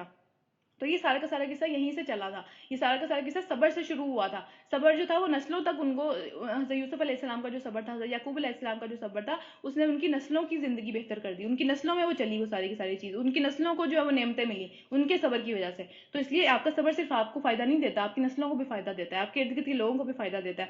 اور پھر کیا ہے کہ اب بھی تم نہیں سمجھو گے. یہاں تک کہ جب پیغمبر لوگوں سے مایوس ہو گئے اور لوگوں نے بھی سمجھ لیا کہ ان سے جھوٹ بولا گیا، یعنی ان کو لگا کہ عذاب نہیں آئے گا. یہاں تک کہ جب یہ آیا، یہ معاملہ ہو گیا لوگوں کے درمیان میں کہ پیغمبر بہت مایوس ہو گئے کہ اب یہ نہیں مانیں گے. اور اسی طرح لوگوں نے بھی یہ بات سمجھ لی کہ یہ ہر وقت ہم سے جھوٹے وعدے کرتے رہتے ہیں کہ اب عذاب آئے گا، اب قیامت آئے گی. تو یکا یک ہماری مدد پیغمبروں کو پہنچ گئی. پھر جب ایسا موقع آ جاتا تھا تو ہمارا قاعدہ یہ ہے کہ جسے ہم چاہتے ہیں اسے بچا لیتے ہیں، اور مجرموں پر سے تو ہمارا عذاب ٹالا نہیں جا سکتا. جو مرضی ہو جائے ان کے اوپر آ کے رہے گا. اگلے لوگوں کے ان قصوں میں، جو پچھلے لوگ تھے جو گزر چکے، ان کے ان قصوں میں عقل اور ہوش رکھنے والوں کے لیے عبرت ہے. ہمیں سیکھنا چاہیے ان قصوں سے. یعنی فضول کی سٹوریاں نہیں ہیں، ان کے اندر بہت کچھ ہے سیکھنے کے لیے. اور یہ جو کچھ قرآن میں بیان کیا جا رہا ہے یہ گھڑی ہوئی باتیں نہیں ہیں، یہ اصلیت باتیں ہیں، یہ ہو چکا ہوا ہے سارا کچھ. اور جو کتابیں اس سے پہلے آئی ہوئی ہیں انہی کی تصدیق ہے، اور ہر چیز کی تفصیل اور ایمان لانے والوں کے لیے ہدایت اور رحمت ہے اس قرآن کے اندر. اگلی سورہ شروع کرتے ہیں. سورہ رات. رات کا مطلب ہوتا ہے جو بادلوں والا فرشتہ ہے اس کا نام ہے رات. ٹھیک ہے، تو بجلی، گڑک اور چمک اس کو رات کہتے ہیں. مدنی صورت ہے. اس کے اندر اللہ تعالیٰ بہت ساری ہماری نشانیاں دکھائیں گے اور کمپیریزن کے ساتھ دکھائیں گے. کون کون سے کمپیریزن؟ زمین، آسمان، سورج، چاند، اس طرح سے ڈفرنٹ روشنی اور اندھیرا. کمپیریزن سے جو ہے وہ عقلی دلائل سے بہت ساری چیزیں ہمیں سمجھانے کی اس کے اندر کوشش کی ہے. تو کوشش تو نہیں کی، سمجھایا ہے، ہم سمجھنے کی کوشش کر لیں تو ایک اچھی بات ہوگی. تو اللہ کے نام سے شروع کرتے ہیں جو کہ نہایت ہی مہربان اور رحم فرمانے والا ہے. الف لام میم را. یہ کتاب الہی کی آیات ہے، اور جو کچھ تمہارے رب کی طرف سے تم پر نازل کیا گیا ہے وہ عین حق ہے، وہ سچی باتیں ہیں ساری کی ساری، مگر تمہاری قوم کے اکثر لوگ نہیں مان رہے. وہی اللہ ہے جس نے آسمانوں کو ایسے سہاروں کے بغیر قائم کیا ہے جو تمہیں نظر آتے ہو. ہم کوئی چھت ڈال سکتے ہیں بغیر لینٹر کے؟ اتنا بڑا آسمان ہے، پوری زمین کے اوپر چھایا ہوا ہے، ایک سہارا نہیں ہے اس کو سہارا دینے کے لیے، اپنے آپ کھڑا ہوا ہے یہ. تو کس طرح کھڑا ہوا ہے؟ اور پھر وہ اپنے جو ہے وہ عرش پر اس نے قرار پکڑا، اور اس نے جو ہے وہ سورج اور چاند کو ایک قانون کا پابند بنایا. اس سارے نظام کی ہر چیز ایک وقت کے مطابق اور ایک وقت کے لیے چل پھر رہی ہے، اور پھر اللہ ہی اس کے سارے کام کی تدبیر فرما رہا ہے، اس کو وہی چلا رہا ہے، اس نے پیدا بھی کیا، وہ اس کو چلاتا چلا جا رہا ہے، ایک مکمل تدبیر کے ساتھ، ایک مکمل تسلسل کے ساتھ، ایک فلو میں سب چیزیں چلتی چلی جا رہی ہیں، اور وہ نشانیاں کھول کھول کر بیان کرتا ہے، یعنی ایک نشانیاں تو اس نے دنیا میں بنا دی ہیں، اور ایک یہ نشانیاں ہیں جو کہ قرآن کے اندر ہم پڑھ رہے ہیں، ٹھیک ہے، اس کی وجہ سے ہم جو ہے وہ دنیا میں غور و فکر کرتے ہیں کہ یہ دیکھیں یہ کس طرح چاند جو ہے اپنے ٹائم پہ آتا ہے، کس طرح سورج اپنے ٹائم پہ ہمیں نظر آنا شروع ہوتا ہے، پھر وہاں سے دیکھ کے واپس ہم قرآن کی طرف آتے ہیں کہ اچھا قرآن میں اور کیا لکھا ہوا ہے، تو یہ کیوروسٹی ہے جو دونوں چیزوں کے درمیان میں چلتی رہتی ہے، انسان کو لے کے چلتی ہے، شاید کہ تم اپنے رب کی ملاقات کا یقین کرو، پھر اور وہی ہے جس نے یہ زمین پھیلا رکھی ہے، اس میں پہاڑوں کو کیلوں کی طرح گاڑ رکھا ہے، کہ زمین ورنہ اکٹھی ہو جاتی، ٹھیک ہے، زمین کے ہم اوپر والی پورشن پہ رہتے ہیں نا، زمین کے اندر کیا ہے، اندر تو نہیں جاتے، زمین کی اوپرلی سطح پہ ہم رہتے ہیں، تو کیا ہے کہ اس کو سمجھ لیں، اس کو پورا پراپر طریقے سے گاڑنے کے لیے اللہ تعالیٰ نے پہاڑ لگائے ہیں، وہ کیلوں کی طرح، میخوں کی طرح گڑے ہوئے ہیں زمین کے اندر، اور دریا بہا دیے، اسی نے ہر طرح کے پھلوں کے جوڑے پیدا کیے، اور وہی ہر دن پر رات طاری کرتا ہے، اس ساری چیزوں کے اندر بڑی نشانیاں ہیں ان لوگوں کے لیے جو غور و فکر سے کام لیتے ہیں، جن لوگ ان پہ غور و فکر کرتے ہیں ان کو نشانیوں کی معجزوں کی ضرورت نہیں رہتی، وہ کیا کرتے ہیں انہی کے ذریعے سے پہنچ جاتے ہیں اپنے رب کے پاس، ان کو پتہ چل جاتا ہے کہ یہ سب چیزیں ایک ہی رب چلا رہا ہے، اور دیکھو زمین میں الگ الگ خطے پائے جاتے ہیں جو کہ ایک دوسرے سے جڑے ہوئے بھی ہیں، کچھ اس طرح کے دیکھیں ذرا بر اعظموں کی اگر ہم بات کریں، ٹھیک ہے، کچھ جو ہے وہ صرف پانی پہ تیر رہے ہیں، کچھ جو ہے وہ آپس میں جڑے ہوئے ہیں، کچھ جو ہے وہ دور دور ہیں بہت زیادہ، تو یہ بر اعظموں کی یہاں بات ہو رہی ہے، اور اس کے بعد انگور کے باغ ہیں، کھیتیاں ہیں، کھجوروں کے درخت ہیں، ان میں سے کچھ اکیلے اکیلے کھڑے ہوتے ہیں، کچھ کے جھنڈ ہوتے ہیں، جھنڈ کے جھنڈ لگے ہوتے ہیں ایک جگہ پہ، کچھ اکیلے کھڑے ہوتے ہیں، پھر کیا ہے سب کو ایک ہی پانی سیراب کرتا ہے، مگر دیکھیں ایک ہی پانی ہے، ایک ہی مٹی ہے، ایک ہی آب و ہوا ہے، لیکن ان میں سے کچھ پھل جو ہیں وہ دوسروں سے بہتر ہوتے ہیں، کچھ میٹھے ہوتے ہیں، کچھ کھٹے ہوتے ہیں، کچھ جو ہے وہ خوبصورت رنگ کے ہوتے ہیں، کچھ بے رنگ ہوتے ہیں، کچھ جو ہے وہ ذائقے دار ہوتے ہیں، کچھ بے ذائقہ ہوتے ہیں، تو کسی کو اللہ تعالیٰ نے کیسا بنایا، کسی کو کیسا بنایا، ایک ہی چیز سے، ایک ہی پانی ہے، ایک ہی مٹی ہے، ایک ہی موسم ہے، ایک ہی سورج ہے، لیکن ہر ایک کی تاثیر ڈفرینٹ ہے، اسی طرح انسانوں میں بھی ہر ایک کی تاثیر ڈفرینٹ ہوتی ہے، ایک ہی چیز کے اوپر ڈفرینٹ ریئیکٹ کرتے ہیں سارے کے سارے لوگ، تو ان سب چیزوں میں بہت ساری نشانیاں ہیں ان لوگوں کے لیے جو عقل سے کام لیتے ہیں، ہم سوچتے ہی نہیں ہیں کبھی ان چیزوں کے بارے میں کہ یہ کیا کیا کچھ ہو رہا ہے، یہ ہم روز پھل کھاتے ہیں، آج کل ویسے فروٹ چاٹ ہر ایک کے گھر میں بن رہی ہے، لیکن ہم کبھی غور نہیں کرتے کہ یہ فروٹ اس فروٹ سے ڈفرینٹ کیوں ہے، کیوں اللہ تعالیٰ نے ایسا بنایا ہے، کیا مسئلہ تھا، ایک جیسے بنا دیتے ہم کیا کر لیتے ہم اس کے بھی عادی ہو جاتے ہیں، لیکن یہ ڈفرینٹ چیزیں اللہ تعالیٰ نے بنائی ہیں، ڈفرینٹ انسان بنایا ہے، ہر چیز میں سیکھنے کے لیے ہے کچھ نہ کچھ، ہر انسان سے سیکھنے کے لیے ہے کچھ نہ کچھ، ہر انسان میں کچھ نہ کچھ بہتری ہوتی ہے جس طرح ان کے اندر ہوتی ہے، چاہے پھل ہے، ہر ایک مخلوق ہے نا اللہ تعالیٰ کی، ہر ایک میں انسان نے اللہ تعالیٰ نے کسی نہ کسی طرح سے خوبصورتی رکھی ہوئی ہے، اس کو پہچاننا چاہیے، اس کے اوپر لیبل ہی لگا دینا چاہیے یہ تو بہت ہی برا ہے، ٹھیک ہے، تو یہ غلط بات ہے، آگے چلتے ہیں، اب اگر تمہیں تعجب ہے، اب اگر تمہیں تعجب کرنا ہے تو تعجب کے قابل تو وہ لوگوں کا یہ قول ہے کہ جو کہتے ہیں کہ ہم مٹی بنا کر کیا پھر سے زندہ کیے جائیں گے، یعنی یہ حیرت کی بات ہے، یہ حیرت کی بات نہیں ہے کہ اللہ تعالیٰ زندہ کر دے گا، اللہ تعالیٰ کی تو کوئی مشکل کام نہیں ہے، اتنی چیزیں اللہ تعالیٰ نے بنا دی تو یہ کیا مشکل کام ہے، پھر یہ وہ لوگ ہیں جنہوں نے اپنے رب کے ساتھ کفر کیا، یہ وہ لوگ ہیں جن کی گردنوں میں توق پڑے ہوں گے، اپنے گردنوں میں ان کے گناہوں کے توق پڑے ہوئے ہوں گے، ان سے چلا نہیں جا رہا ہوگا اپنے گناہوں کے بوجھ کی وجہ سے، اور یہ جہنمی ہے اور جہنم میں ہمیشہ رہیں گے، اللہ تعالیٰ ہم سب کو اس انجام سے محفوظ رکھے، یہ لوگ بھلائی سے پہلے برائی کے لیے جلدی میں چاہ رہے ہیں، یعنی کہ بھلائی کی طرف نہیں آ رہے، ایمان کی طرف نہیں آ رہے، چاہتے ہیں کہ عذاب آ جائے، برائی مل جائے ان کو، حالانکہ ان سے پہلے جو لوگ اس روش پر چلے ہیں ان کی عبرت ناک مثالیں گزر چکی ہیں، ان کے ساتھ آ گیا وہ معاملہ جس کا یہ اب جلدی میں چاہ رہے ہیں، حقیقت یہ ہے کہ تیرا رب لوگوں کے ساتھ ظلم کے باوجود، لوگ جو ظلم کرتے ہیں، لوگ جو شرک کرتے ہیں، لوگ جو اللہ کا حکم نہیں مانتے، ان کے باوجود ان کے ساتھ چشم پوشی سے کام لیتا ہے، اس کے باوجود معاف کر دیتا ہے، اس کے باوجود جلدی نہیں پکڑتا، اور یہ بھی حقیقت ہے کہ تیرا رب سخت سزا دینے میں بھی بڑا تیز ہے، یعنی دونوں چیزوں کے درمیان میں ہے، دونوں چیزوں کے درمیان میں ہمیشہ رہنا چاہیے، امید اور خوف کے درمیان میں، انس رضی اللہ تعالیٰ عنہ سے روایت ہے کہ رسول اللہ صلی اللہ علیہ وسلم ایک نوجوان کے پاس گئے، وہ نزاع کی حالت میں تھے، نزاع وہ والی حالت ہوتی ہے جب موت بالکل سر کے اوپر کھڑی ہوتی ہے اور اب پتہ ہوتا ہے کہ بس اب بچیں گے نہیں، اب آگے ہی جانا ہے، تو نزاع وہ والی آخری حالت ہوتی ہے، تو وہ نزاع کی حالت میں تھے، تو نبی صلی اللہ علیہ وسلم نے ان سے پوچھا کہ تم خود کو کیسا پا رہے ہو، کیسا لگ رہا ہے تمہیں، کیسا محسوس ہو رہا ہے، تو اس بندے نے کہا کہ یا رسول اللہ صلی اللہ علیہ وسلم میں اللہ سے مغفرت کی امید رکھتا ہوں اور اپنے گناہوں سے ڈر بھی رہا ہوں، تو رسول اللہ صلی اللہ علیہ وسلم نے فرمایا کہ جس بندے کے دل میں اس موقع پر اس طرح کا خوف اور اس طرح کی امید دونوں جمع ہو، یعنی یہ نہ ہو کہ وہ اپنے بہت ہی نا امید ہو جائے اپنے خوف سے کہ بھئی میں تو زندگی میں کوئی اچھا کام کیا ہی نہیں ہے، اچھا کام ہوگا تو امید ہوگی نا، ظاہر سی بات ہے، اس وقت تو اب کوئی بھاگنے کا ذریعہ بھی نہیں ہے، دنیا میں تو ہم بڑا آرام سے پھرتے ہیں کہ بس نہیں نہیں آخری عمر میں توبہ کر لیں گے، اس وقت بڑی امید ہوتی ہے، اس ٹائم پہ ظاہر ہے امید نہیں ہوگی اگر کوئی اچھا کام کیا نہیں ہے تو اللہ تعالیٰ کے نبی نے فرمایا کہ جس بندے کے دل میں اس موقع پر خوف اور امید دونوں ہوں گی تو اللہ اس کو وہ چیز دے گا جس کے لیے وہ امید رکھتا ہے اللہ سے، اور وہ چیز دور کر دے گا جس سے وہ ڈرتا ہے، تو اللہ تعالیٰ ہم سب کو اسی طرح کی موت نصیب فرمائے، اچھی موت نصیب فرمائے، ہمیں سب کو جو ہے وہ چیز دیں جس کی ہم اللہ سے امید رکھتے ہیں، اچھے کی امید رکھنی چاہیے ہمیشہ اللہ تعالیٰ سے، اچھا اس کے بعد آگے چلتے ہیں. یہ لوگ جنہوں نے تمہاری بات ماننے سے انکار کر دیا ہے کہتے ہیں اس شخص پر اللہ کی اس کے رب کی طرف سے کوئی معجزہ کیوں نہیں اتارا گیا, تم تو محض باخبر کر دینے والے ہو. یعنی کہ تمہارا مسئلہ نہیں ہے معجزہ آتا ہے نہیں آتا ان کا مسئلہ ہے, ان کو سوچنے دو, ان کو باتیں کرنے دو. ہر قوم کے لیے ایک رہنما ہے اور اس قوم کے لیے ظاہر نبی صلی اللہ علیہ وسلم رہنما ہے, انہوں نے ہمیں راستہ دکھا دیا. اب اس کے اوپر کوئی بندہ راستے پہ نہ چلے اور کہے مجھے معجزہ دکھاؤ تو وہ اس کا مسئلہ ہے. یہاں پہ رکو نمبر 1 ختم ہوتا ہے, دوسرا سٹارٹ کرتے ہیں.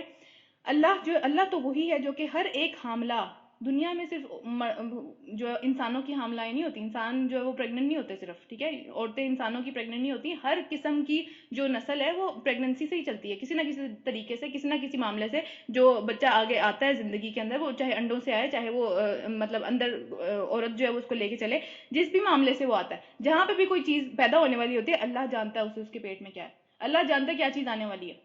آپ سوچیں کہ ہم سوچ بھی نہیں سکتے, ہمیں انسانوں کا نہیں پتا ہوتا کہ کیا آئے گا, تو اللہ کو ہر چیز کا پتا ہے.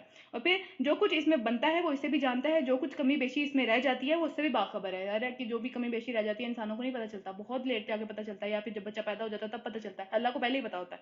اور پھر ہر چیز کے لیے اس کے ہاں ایک وقت مقرر ہے, وہ پوشیدہ اور ظاہر. دیکھیے کمپیریزن کنٹینیوسلی آتا چلا جا رہا ہے کہ وہ پوشیدہ, جو کچھ باہر ہے, جو کچھ ظاہر ہو رہا ہے, جو کچھ چھپا ہوا ہے, ہر چیز کا عالم ہے. وہ بزرگ ہے, ہر حال میں بالا تر رہنے والا ہے. تم میں سے کوئی شخص خواہ زور سے کوئی بات کہے, سب کے سامنے کوئی بات کہے, یا پھر آہستہ سے اپنے آپ سے کہے, اور یا پھر کوئی چیز رات کی تاریکی میں چھپی ہوئی ہو یا دن کی روشنی میں ہو, ہر چیز اس کو پتا ہے, اس کے لیے برابر ہے, اس کو فرق نہیں پڑتا, روشنی سے اس کو فرق نہیں پڑتا, اس کو دل کے اندر کی حالات سے فرق نہیں پڑتا, اس کو باہر سے فرق نہیں پڑتا, سب اس کے لیے برابر ہے. ہر شخص کے آگے اور پیچھے اس کے لیے مقرر کیے ہوئے فرشتے موجود ہیں, نگران موجود ہیں جو اس کی حفاظت کرتے ہیں. ہمیں پتہ ہی نہیں تھا آج تک کہ ہمارے آگے پیچھے فرشتے ہوتے ہیں جو کہ ہماری حفاظت کر رہے ہوتے ہیں, اور ہمارے سائڈوں پہ کون ہوتے ہیں, ہمارے جو لکھنے والے فرشتے ہوتے ہیں, اعمال کو لکھنے والے لیفٹ اور رائٹ پہ, وہ بھی ہماری حفاظت کر رہے ہوتے ہیں. ہمارے آگے پیچھے دائیں بائیں ہر جگہ ہمارے فرشتے ہماری حفاظت کر رہے ہوتے ہیں جنوں سے. تو اسی طرح جو ہے وہ مجاہد کہتے ہیں کہ ہر انسان پر ایک فرشتہ مقرر ہے جو نیند کی حالت میں جاگتے سوتے ہر حال میں اس کی حفاظت کرتا ہے. اور اسی طرح ایک اور جو ہے وہ صحابی نے بتایا ہمیں کہ اگر اللہ نے فرشتے مقرر نہ کیے ہوتے تو جو ہماری ہر وقت حفاظت کر رہے ہوتے ہیں, چاہے ہم کسی کے ساتھ ہوں, چاہے ہم اکیلے ہوں, چاہے ہم جو ہے وہ خلوت میں ہوں, چاہے ہم جو بھی معاملات کر رہے ہوں, اس میں ہر وقت ہمارے فرشتے ہماری حفاظت کر رہے ہوتے ہیں. اگر وہ نہ مقرر کیے ہوتے تو جن تمہیں اچک کے لے جاتے, جن ہمارا وہ حال کرتے کہ ہم یاد رکھتے, ٹھیک ہے, کیونکہ ان کو اللہ تعالیٰ نے بہت طاقت دی ہوئی ہے ہمارے اوپر.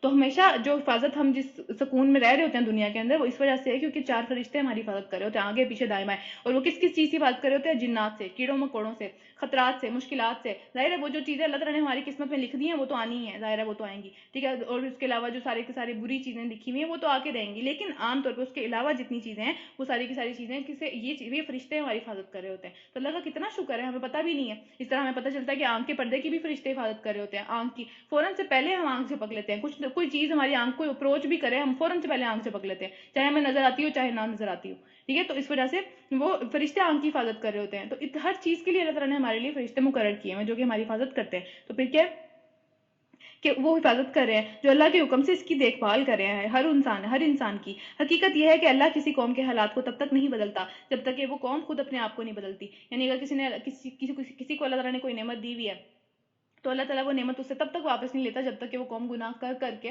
اس قابل نہیں ہو جاتی کہ اس سے وہ نعمت واپس لے لی جائے. یا پھر اگر کوئی قوم گناہوں میں پڑی ہوئی ہے اور وہ توبہ کر لیتی ہے تو پھر اللہ تعالیٰ وہ نعمت بھی واپس کر دیتے ہیں, ان کی توبہ والی, ان کی گناہ والی حالت سے اس کو واپس لے آتے ہیں اس استغفار کی وجہ سے, کیونکہ انہوں نے اپنی حالت چینج کر لی. اور پھر کیا ہوا, اور جب اللہ کسی قوم کی شامت لانے کا فیصلہ کر لیتا ہے, کوئی عذاب کا فیصلہ کر لیتا ہے, تو پھر وہ کسی کے ٹالے سے نہیں ٹلتی, جتنا مرضی لوگ کوشش کر لیں اس کو ٹالنے کی.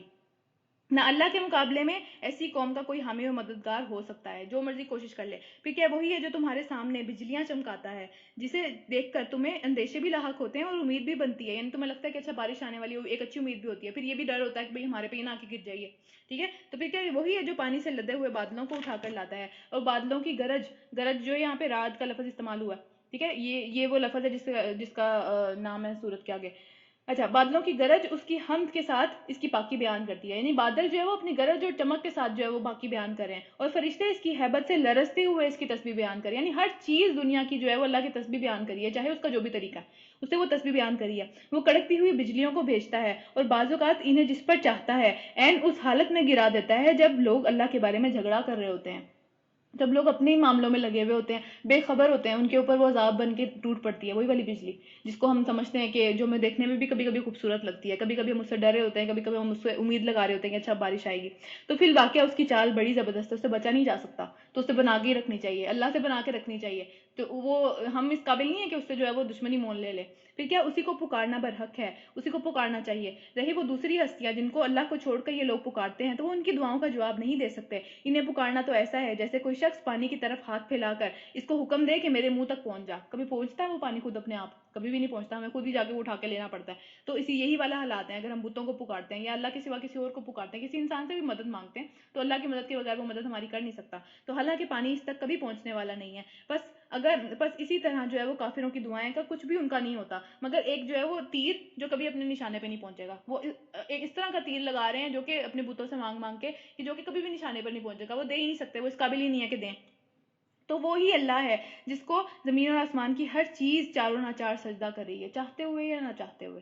جیسے بھی دل ہے سجدہ اسی کو ہو رہا ہے. صرف انسان ہی نہیں کرتا، انسان نے ہی دوسرے لوگ بنائے ہوئے ہیں یا جنات نے. اس کے علاوہ جو دو قومیں اللہ تعالیٰ نے دنیا میں پیدا کی ہیں، دو سمجھ لیں اسپیشیز اللہ تعالیٰ نے دنیا میں پیدا کی ہیں، جن کو اختیار دیا ہے، ان کو صرف کہا ہے کہ اپنے اختیار سے سجدہ کرو، اپنی مرضی سے سجدہ کرو. انہوں نے سجدہ نہیں کیا تو پھر ان کی شامت آئے گی. باقی تو ایسی ہر کوئی کر رہا ہے، اللہ کو ضرورت نہیں ہے اس سجدے کی، ہمیں ضرورت ہے. پھر کیا ہوا؟ سجدہ کری ہے. اور ان سب چیزوں کے سائے صبح شام اللہ کے آگے جھکتے ہیں. سائے بھی جھکتے ہیں، دیکھیں ذرا، سائے بھی جھکتے ہیں اور وہ چیزیں جھکتی ہیں تو ظاہر ہے پھر سائے بھی جھکتے ہیں. تو یہاں پہ جو ہے وہ سجدہ ہے، سجدہ تلاوت ہے. یہاں پہ ہمیں سجدہ کرنا، ہمیں بھی کرنا چاہیے جیسے ساری چیزیں لوگ سجدہ کریں. تو ہم نے پیچھے بھی ذکر کیا تھا سجدہ تلاوت کس طرح کرتے ہیں، کہ اللہ اکبر کہہ کے جو ہے وہ ہم سجدے میں جاتے ہیں. کہیں پہ بھی جا سکتے ہیں، بیٹھے بیٹھے کرسی پہ بھی ایک نیچے جھک سکتے ہیں. اور ضروری نہیں ہے کہ جو ہے وہ کعبہ کی طرف منہ ہو، جہاں پہ بیٹھے ہوئے ہیں، دوپٹہ نہیں لیا ہوا جیسے بھی معاملات ہیں اس طرح سجدہ کیا جا سکتا ہے. اگر کوئی جگہ نہ ملے تو لوگوں کے اوپر بھی سجدہ کیا جا سکتا ہے، کوئی مسئلہ نہیں ہے اس میں. یہ صرف سجدہ تعظیمی ہے، جیسے سب جھکتے ہیں ویسے ہی ہم بھی جھک رہے ہیں. تو ہم سارے سب سے پہلے سجدہ کر لیتے ہیں اللہ کے سامنے، اور اس کے اندر وہی چیزیں پڑھنی ہیں جو کہ ہم سجدے میں پڑھتے ہیں، اور اٹھتے ہوئے اللہ اکبر نہیں کہنا. ٹھیک ہے، یہ طریقہ ہے. چلیں پہلے سجدہ کر لیتے ہیں.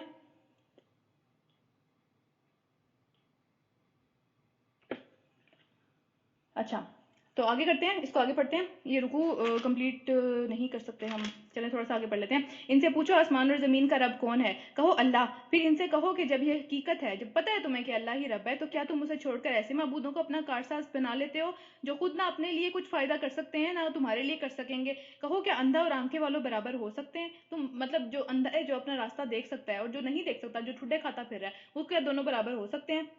کیا روشنی اور اندھیرے برابر ہو سکتے ہیں؟ دیکھیں کنٹینیوسلی کمپیریزن آ رہا ہے اس پوری صورت میں، صرف کمپیریزن ہے. کمپیریزن کی سوچو یہ دونوں چیزیں الگ الگ کیوں ہیں، تم کس کی طرف ہو، کون ہے اس کو بنانے والا جو اتنا واضح قسم کا کنٹراسٹ بنا دیا دونوں چیزوں کے درمیان میں. اور اگر ایسا نہیں ہے تو کیا ان کے ٹھہرائے ہوئے شریکوں نے بھی اللہ کی طرح کچھ پیدا کیا ہے؟ اللہ نے تو یہ سب کچھ پیدا کیا جس کی اللہ تعالیٰ نے یہاں پہ بات کی، اور اس کے علاوہ بھی بہت کچھ پیدا کیا. تو پھر انہوں نے کیا پیدا کیا ہے؟ تو کس وجہ سے یہ لوگ شک میں پڑ گئے ہیں؟ کیا کوئی تخلیق ہے ان کی؟ کیا انہوں نے کوئی چیز بنائی ہے جس کی وجہ سے شک ہونے لگا کہ ہاں یہ ڈاکٹر جو ہے یہ بچے پیدا کرتا ہے؟ اللہ پیدا کرتا ہے بچے، وہ ڈاکٹر کیا کرتا ہے؟ کچھ بھی نہیں. ٹھیک ہے، تو یہ سارے کے سارے معاملات ہمارے جس طرح کے شرک ہیں، ہمارے شرک تھوڑے سے الٹی طرح کے ہیں. ہم جو ہے وہ لوگوں کو سمجھتے ہیں یہ دینے والا ہے، یہ جو ہے وہ ہمارا کام بنانے والا ہے. تو وہ ہر چیز کا خالق صرف اور صرف اللہ ہے، اور وہ اکیلا ہے اور سب چیزوں پر غالب ہے، وہ اس کو ضرورت نہیں ہے کسی بھی چیز کی. پھر اللہ نے آسمان سے پانی برسایا اور ہر ندی نالا اپنے ظرف کے مطابق. اچھا چلیں اس کو جو ہم پیچھے ہی ختم کرتے ہیں، آگے ڈیٹیل آئے گی ورنہ اس کو یہیں پہ ختم کرتے ہیں. سب پر غالب ہے. آیت نمبر 21 ہے یہ کہ 12 ہے؟ 16 ہے. ہاں، آیت نمبر 16 تک اس کو ختم کرتے ہیں. انشاءاللہ تعالیٰ آگے بعد میں پڑھیں گے. ربنا تقبل منا انک انت السمیع العلیم وتب علینا انک انت التواب الرحیم.